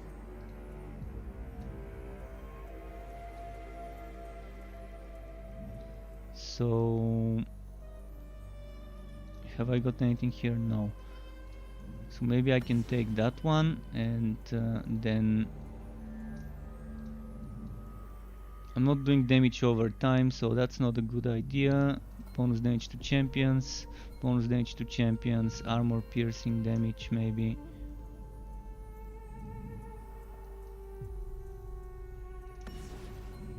Actually, I'm gonna do it like this. Bonus damage to champions and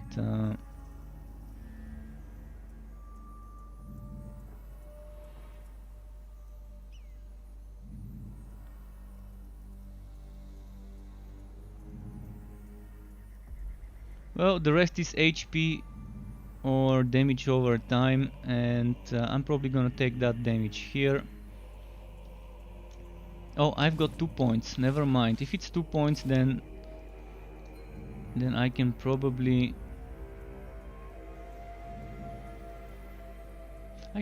get this cooldown reduction, but I don't think I need it. Another thing would be this damage.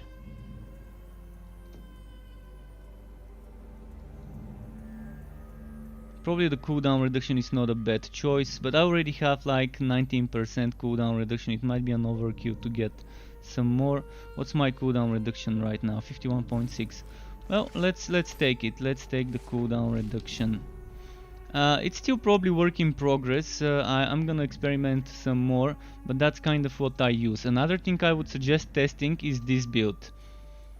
This is the counterattack setup. So if you look at my items in the other set, just quickly to show you, that's with 1, 2, 3, 4 pieces of equipment with counterattack buff on them, with counterattack blessing. And this is giving me 83% damage. And you're taking this counterattack damage, you're taking this for damage reduction, and a little bit of extra HP here for the final point. And this is an interesting setup, and I want to try it with ult1, but I'm not gonna try it until I get items with 1000 plus counterattack damage built into them. And then I'm gonna try it with 4 pieces of equipment with counterattack damage. This is something that I wanna experiment with. It's gonna be fun. It's definitely gonna be fun, a counterspell ult1 setup. So now let's show you how my wait, didn't we do this act just now? Let's do this act now, because I think we've done the other one. Oh, we need Tower of Chaos, and this is my skills, by the way. Fortress of Willpower, Padded Armor, Hero of the Desert, Arcane Binding, Arcane Secrets, and Tourist Chain Reaction. And here I've got those. Let's do another quick Tower of Chaos run.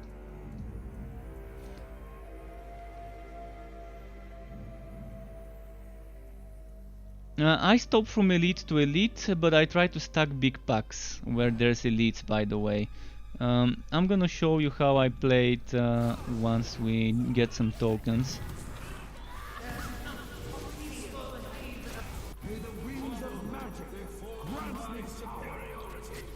And I just melee the shit out of them.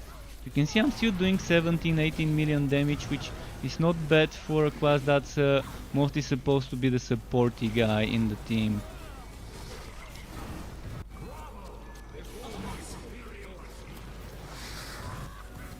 You can see I'm sometimes stacking multiple domes. I don't think they stack up having multiple domes, but with this cooldown reduction I try to keep the dome up all the time.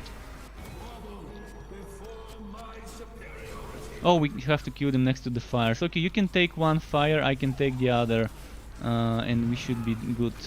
If you need help with the damage, I can come next to you to the other fire.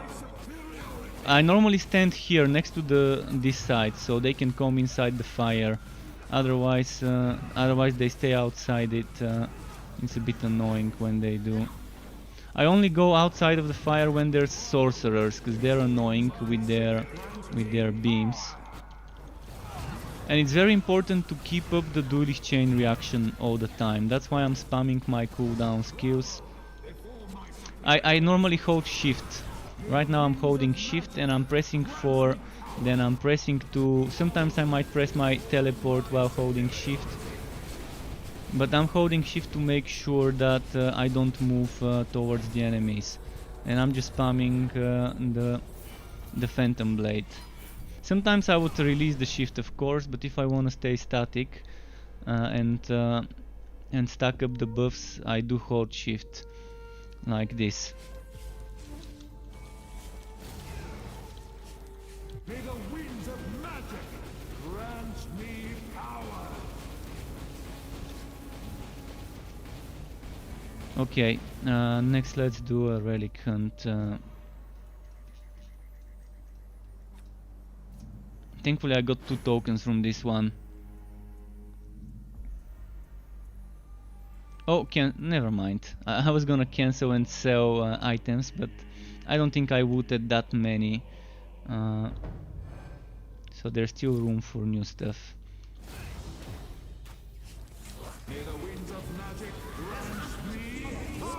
So on those, for example, since they were a small pack, I didn't even use my binding. And then I moved here. Not binding, binding white, I mean, not binding. My bad, wrong name. So it's pretty important to try, if you can, to keep up the duelist chain reaction if you want to be doing damage, and you can. You can be doing damage, not much, but still plenty. Of course, when I'm playing with other heroes, not the same build as yours, the damage would be stacking up. Right now I don't think we're stacking those 2 fields for double the extra damage and cooldown and stuff. If we do, that's pretty nice, but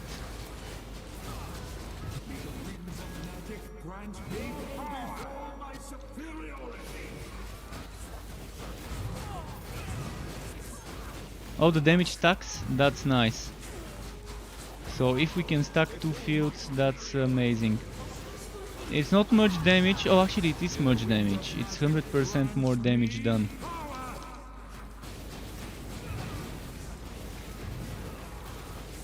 If both of us stand still. But that might not be the etheric vortex. Because with the etheric vortex we don't even need to be standing still. You just need to be inside. And since both of us are using it, I'm not sure whether this 100% damage stacks. Because I would have been seeing 40 million crits. And I'm not seeing 40 million crits. But I can try it and see if... I think what stacks right now is the Relentless Sentinel. Which is still 100% damage. And the Storm is another 100% damage. 25% or 20% damage, I mean. So... we're stacking 2 times 100 and 2 times 20, but I think this 100 doesn't stack from the dome. But it's still decent. Having 2 at once is definitely decent.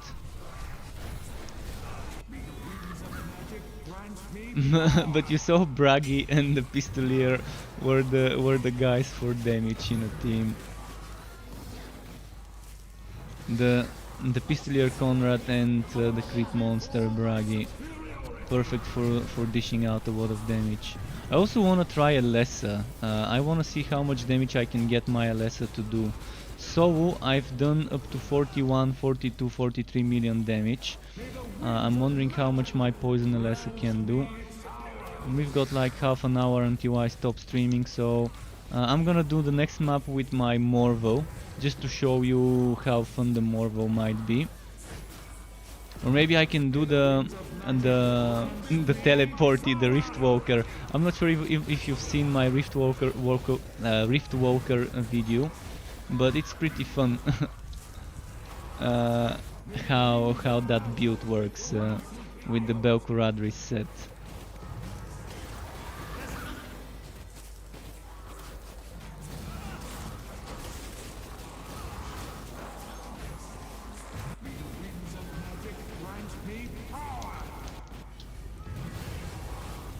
This one's running away. I hate it when the enemies start running away, like as if we are fearing them, but we're not. There's no fear as far as I know here.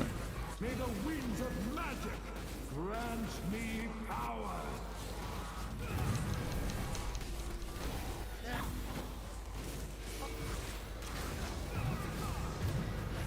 Grovel before my superiority. And with spacebar you move the dome, by the way. I'm pretty sure you know it. Yeah, I see you using it.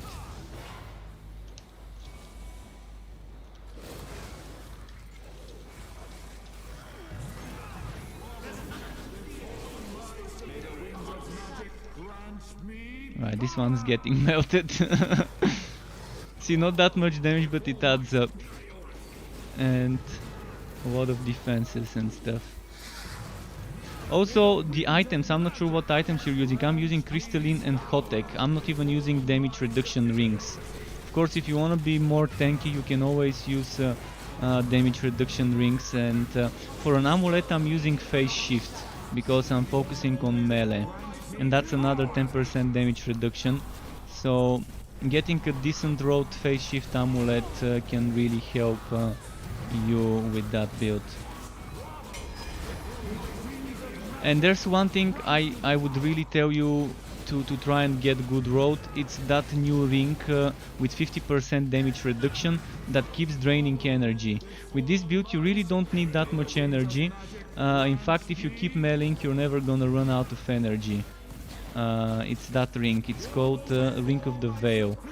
So if you get crit chance and cooldown reduction and damage and HP, or at least 3 out of those 4 or 2 out of those 4 on a Ring of the Veil, that's gonna make you tank everything. I mean, 50% damage reduction as long as you have energy, it's just too OP.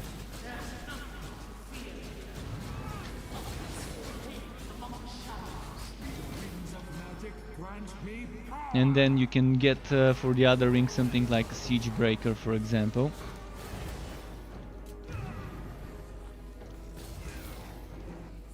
For extra damage. I'm not. It wasn't called Siege Breaker on this guy. It was called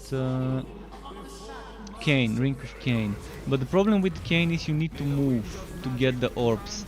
So I hope that the developers would consider increasing the wood pickup radius for Bloodlust orbs when you're wearing the Bloodlust rings, like Ring of Cain and Ring of the Dragon, and the equivalent to the other characters.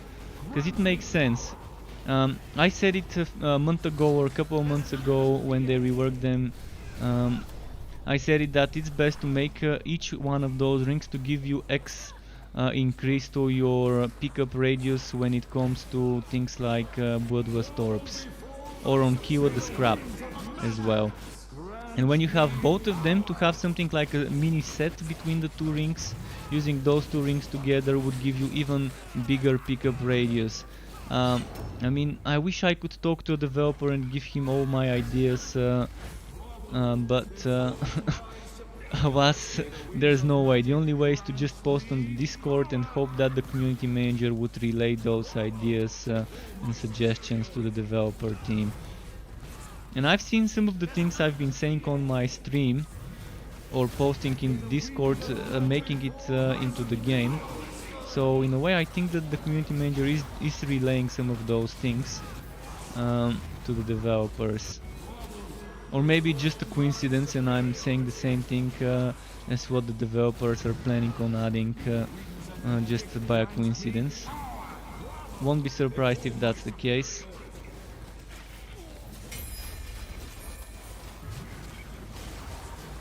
But that's really gonna be a great rework of of those things.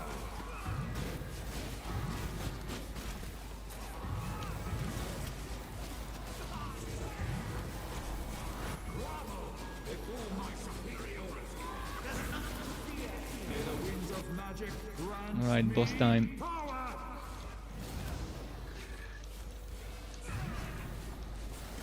So I'm basically hugging him. Oh, you got one shot before you even did the bunker.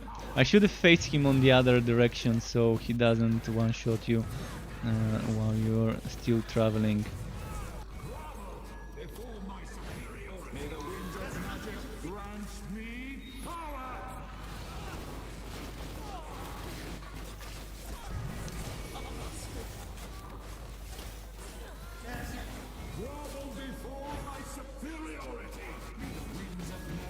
But the Chaos Spawn, this guy, and the Jabber's White are the two easier bosses. The Throw and the ones that do that one-shot AoE are the more difficult ones.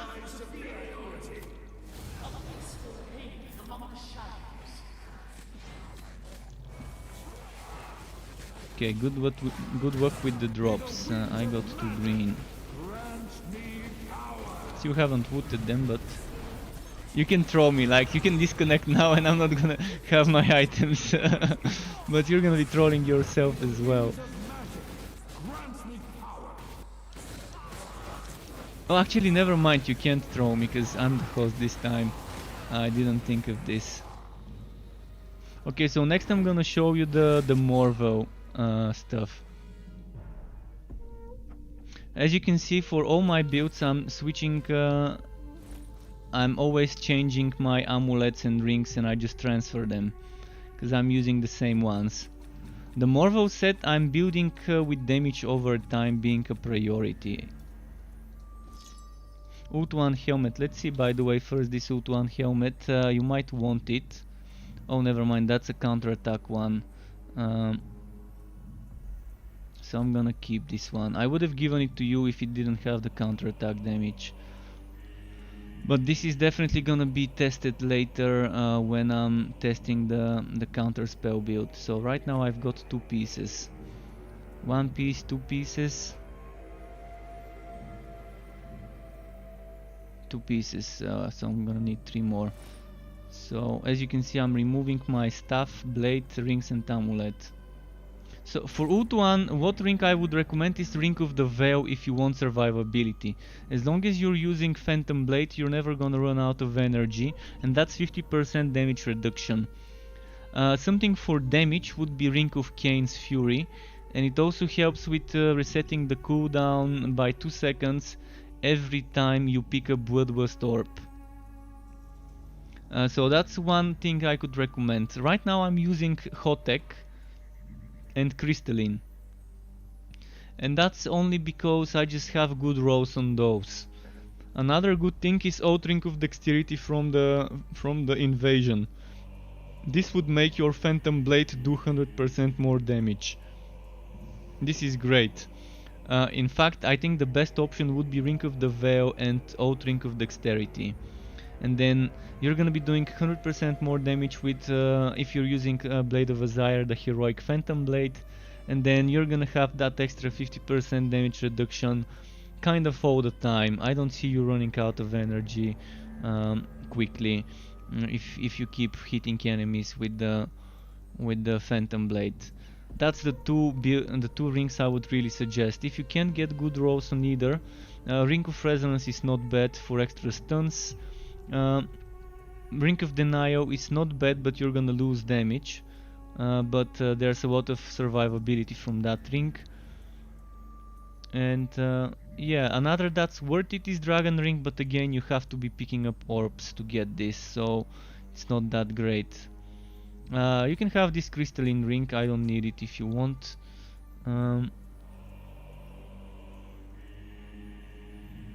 Another thing that I could give you... Oh, and you want Phase Shift Amulet. Phase Shift Amulet. I think I had another one somewhere here. Let's see. Nope, I think I've only got Yeah, I don't have a phase shift, a spare one. So Ring of the Veil, I've got this one, but it's not great. But if you want it, it's yours. If you don't need it, you can sell it. It was just a spare ring there. If you want to be tanking for your teammates, you can also do Vortex Amulet. So with Vortex Amulet you're taking 20% more damage, but your teammates get 20% damage reduction. And since Saints is playing with Kiwa, with Lessa, if you're using Ring of the Veil and Vortex Amulet, you're getting 30% damage reduction from Ring of the Veil, because 20 is getting negated by the Vortex, but your teammate would always have that extra 20% for them. And that's another way of kind of making things work. Okay, let's show you the Impetuous one, how I do things with it. It's pretty similar. The god skills are slightly different because I'm taking some more survivability here, but kind of the same. And here it's some damage over time for that point. And here I'm taking this damage over time, 10%, and then this 5%. So let's do this. Let's do Nurgle.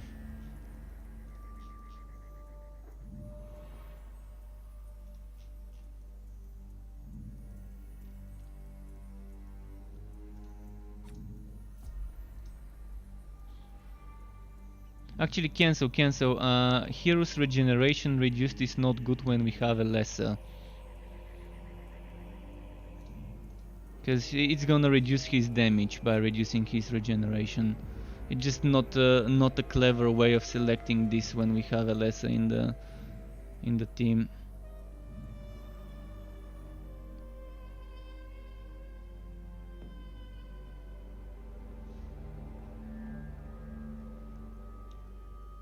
So after this one we're probably gonna do one more map, which would be maybe my final after this, and that one would be me on my LS, just to test how much damage I can get when there's a mage. So the way this build works is I'm channeling my flamethrower, and while I'm doing that I'm using my binding white. Since they change how things work, and the binding white on bosses, it's not gonna knock them back, but it does like 20 million damage over time, 30 million damage over time, 49 just now, because I was buffed. When I'm so, I do 20 something when they're inside it. And as I'm channeling my flamethrower, my breath of fire, I have a chance to reset my cooldown, to just reduce it by a bit. And as I'm using cooldown skills, I have a chance to gain energy. So there's that synergy, using the energy skills and using damage, not damage but cooldown skills. It's this thing, Master of Equilibrium. Actually I'm not using the superior, but I could. This one, that's the one I want to be using, because this one has the two things.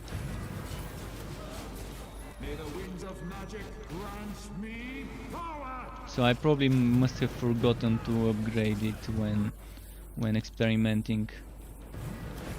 And my only problem with the skill is it knocks back enemies when I really want them to be inside my damage over time field instead of getting knocked away. This is my only gripe about how this is designed. Oh, 55 million, wow. And I've got damage over time in my items, by the way. I've got 5 items, my armors, all blessed for crit damage, damage over time and HP, instead of flat damage and HP.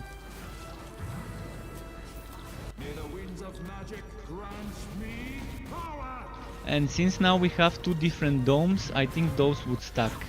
Your 100% extra damage taken and my 20, actually this is not damage taken, this is just damage reduction, never mind, but it still stacks. It still stacks because it's 2 different types of domes. If I were to change to this dome, they're gonna be taking that extra 30% damage, or 46 million damage right now. Wow. So overall, playing with you guys has definitely boosted all my build's damage, which was expected with 2-1 buffs.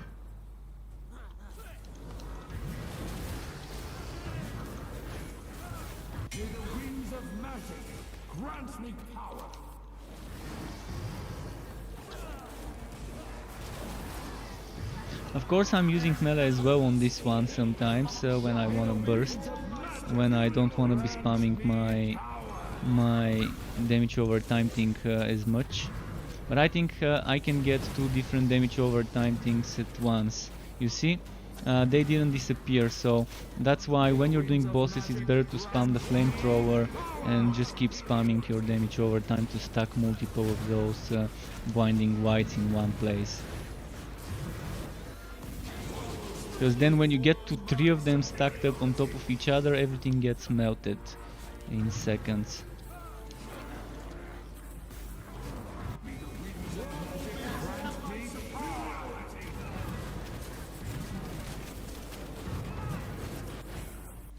So this also is getting a build video. And this also is another build that got stronger with the changes they did to the god skills overall.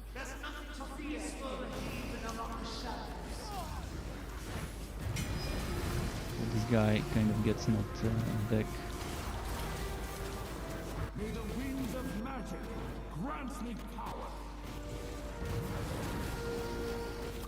Okay, since this guy gets knocked back, I'm just gonna melee him, because...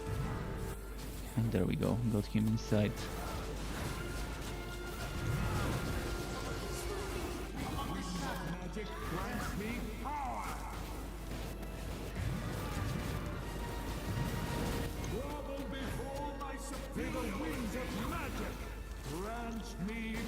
Okay, let's melt this one.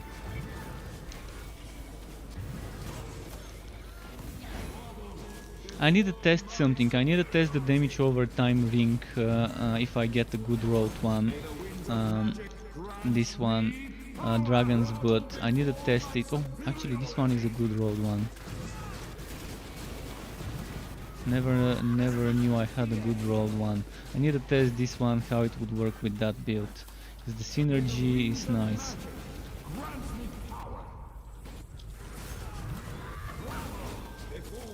But right now I'm happy with what I can achieve with that build, even with my current items, which are far from perfect, but pretty close. Actually, not that close, still pretty far.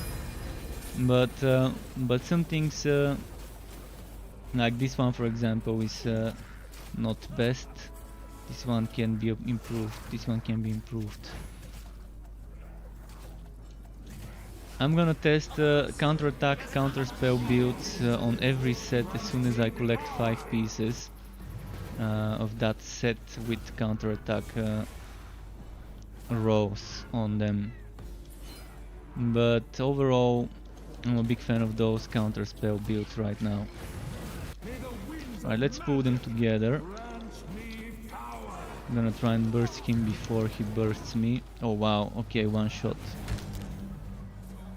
Should have dodged this.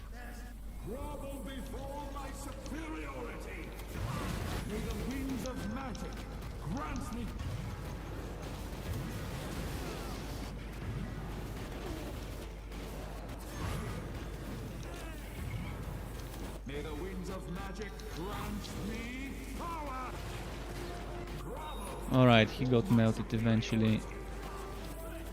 Once those fields stack up, that's the strength of this set, stacking those fields under a boss. And bigger bosses like the Jabber's White, that takes a wider area, and the ones that do the massive AoE, which I keep forgetting the names of, are much better to deal with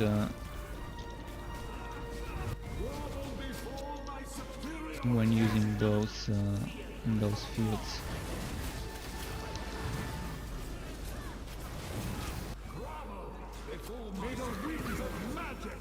Grant me power.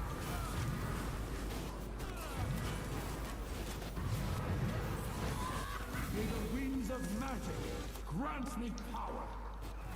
So there is variety. With the mage, each set can offer you some sort of playstyle that's similar yet different to the other one. Oh, this chest gave me 2 greens. Nice chest. Magic grant me power. Before my superiority. But yeah, I think Chaosbane can tick many boxes regarding what people might want from an ARPG, as long as they don't expect it to be the next Path of Exile or the next Grim Dawn. That's why I think Diablo players really feel at home playing this, if they're not competitive players, if they're not the ones that are addicted to leaderboards and pushing and proving that they're better than the others to stroke their ego. I think that's the people that really would feel at home when playing this game. The more casual Diablo 3 players that might look for something more, well, different. It's still similar, but yet also different. Relentless Sentinel. I mean, I don't need that one. If it's better than yours, you can have it. Not sure whether this one's good enough. What's my other one? I can give you this one because I've got a better one just now.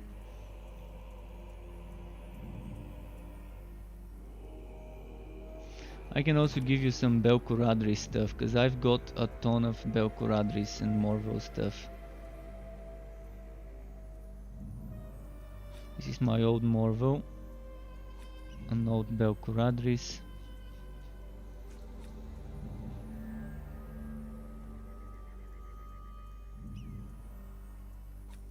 Belkuradris.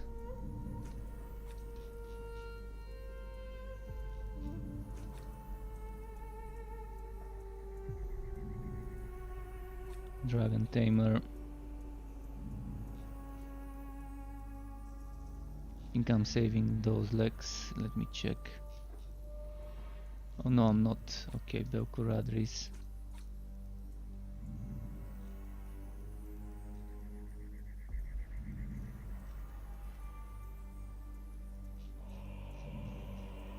I think I'm saving this, but not really sure. Okay, there's a Morvo.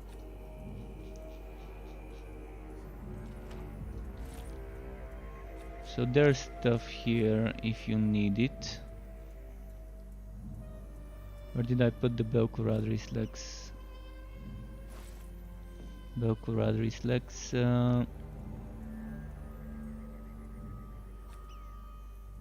Must have been those ones.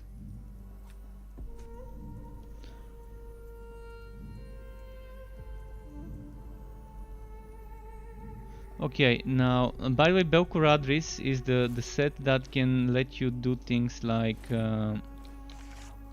this. Wait. It lets you do things like this.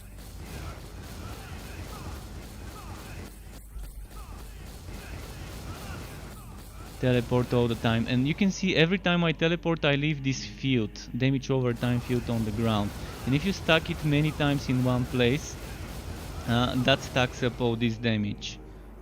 And the way I play it is with Phoenix Herald to permanently burn the enemies, which lets me do this, dealing magical damage increases fire, and do this as a synergy. So burning enemies take more magical, and I can do fire damage to do more magical damage, and then I get more magical here, and then I take this one, which is kind of optional, of course. It used to be good because I think this gave damage reduction before. Now it's gone, the damage reduction. Okay, I'm gonna quickly switch. So you're gonna need to rejoin me in a moment for the final map. I'm gonna switch to... who did I wanna switch to? Oh, to my Elessa. I just want to see my damage when I've got a mage buffing me, just to see how much I can squeeze out of it.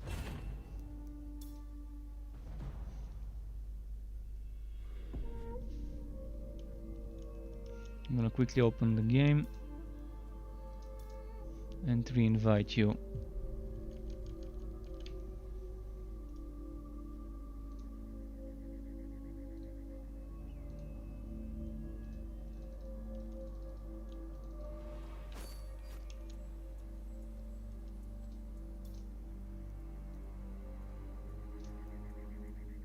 Maybe we can do Chaos 8, but actually never mind, Chaos 9. Oh, wait.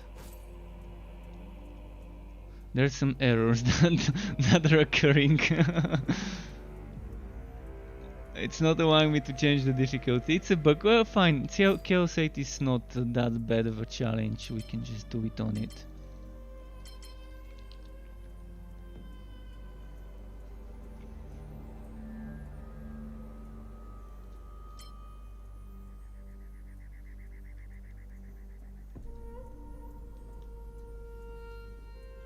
So once Minus is here, we can start. In the meantime, I've given away most of my my Eternal Queen stuff. I don't think you want this tunic, but if you want it, you can have it. But it doesn't have health regeneration. Oh, the game crashed because I changed the difficulty. Okay, that might be it. I'm gonna quickly restart then and try to re-invite you. And change the difficulty before I invite you, I guess. Or maybe let's just leave the difficulty like that. I don't want to glitch the game again.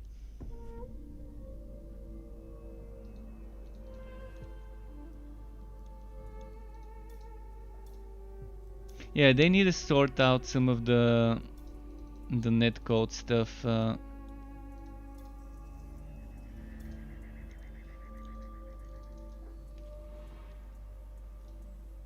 Invite to lobby, so I'm not gonna touch the difficulty. I don't wanna glitch it out on us.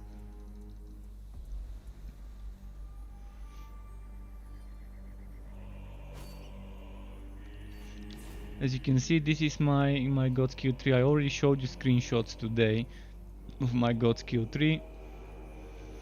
Yours is pretty similar to mine, and I hope you've improved it after telling you some of the things you could do. What I was telling you to do, because your god skill was like all the way to here and then all the way to here, and you also have this here, I was telling you to try and just take this one for extra damage, and this gives you that 1%, which is also nice damage.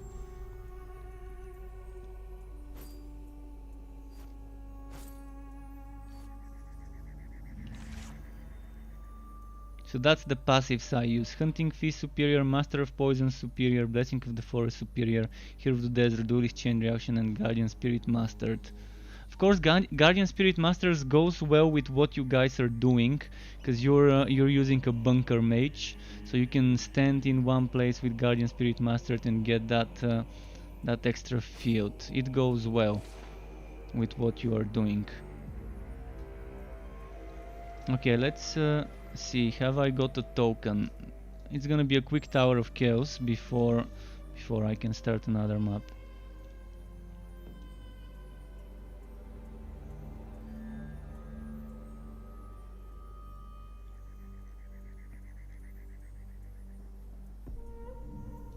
Cancel.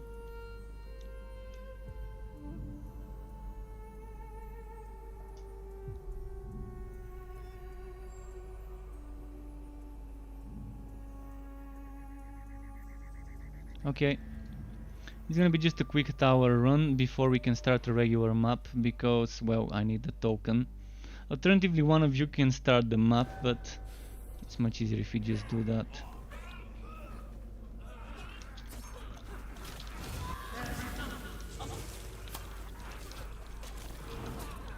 The way I played is not the way you guys play, though. I'm constantly on the move. That's kind of how I play, because I'm used to playing solo. I'm used to to kind of being that squishy elf.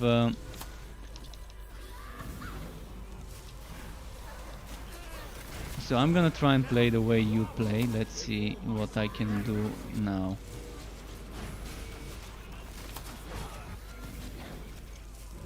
With a more static build. 70 million damage. Wow. Wow. 70 million damage on a lesser. Never have I imagined I would see this number on a lesser from all the people. But I'm also getting a lot of health regeneration from the other lesser.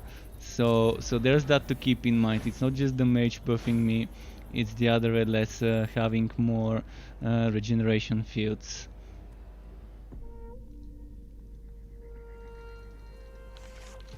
It's basically the one that I don't have that he has got is this one, Force of Nature, which is perfect for when killing elites and stuff.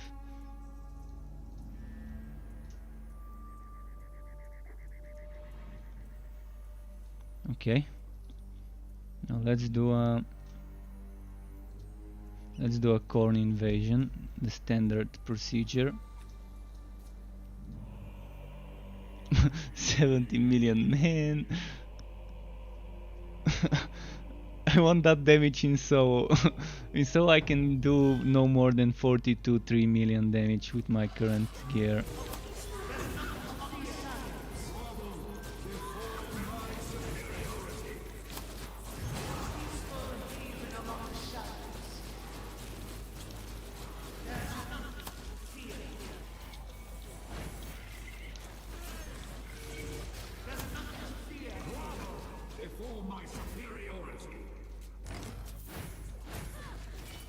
And there's this bug where I would throw my blade and then dodge into the same direction, and then I would end up as if picking up the blade, like now.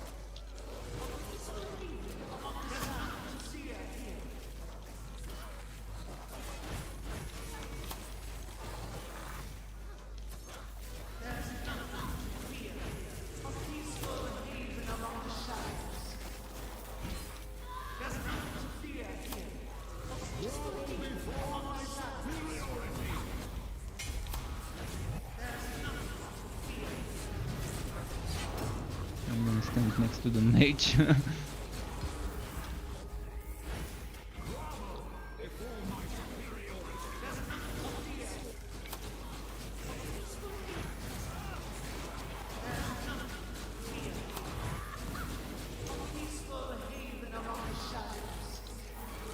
Damn, this is nice.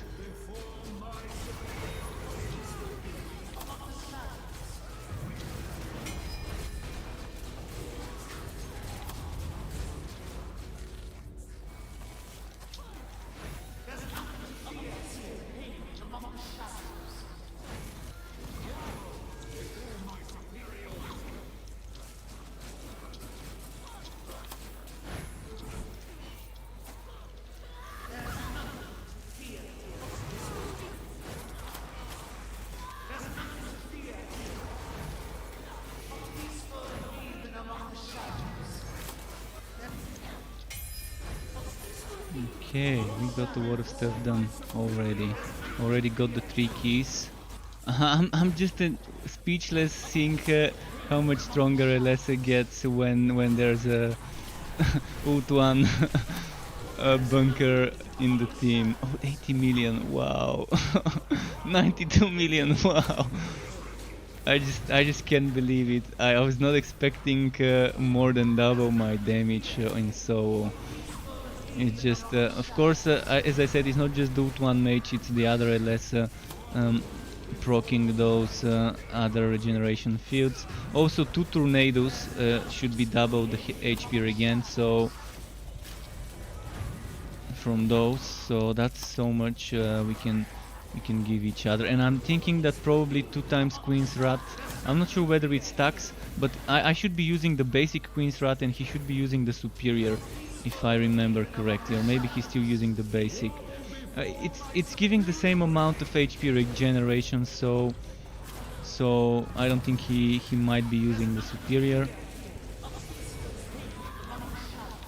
I'm not sure we can stack it because I don't see two queens rat icons there.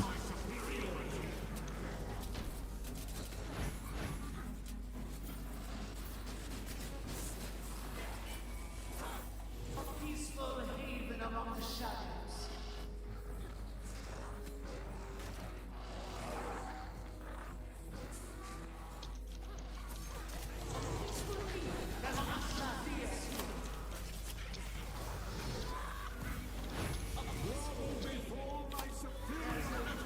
71 million. This damage is just splendid. My cooldown is proccing so often. This is just amazing. 104 million. Fuck. This is so much. I can't believe it. Again, not as much as the Bragi was doing, 160, 170. Not as much as the Pistolier was doing, 150 plus, but I can now see this working even on Chaos 10 for farming XP for ranks sometime. Maybe tomorrow we can try and do some Chaos 10 runs and farm together, so we can get your ranks up. But of course we are stacking so many buffs now that it's just unbelievable.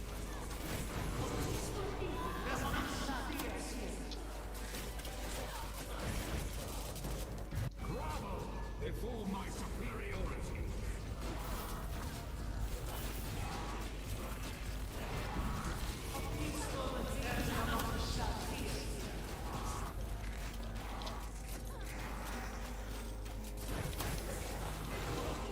Okay, let's have this elite killed. There we go.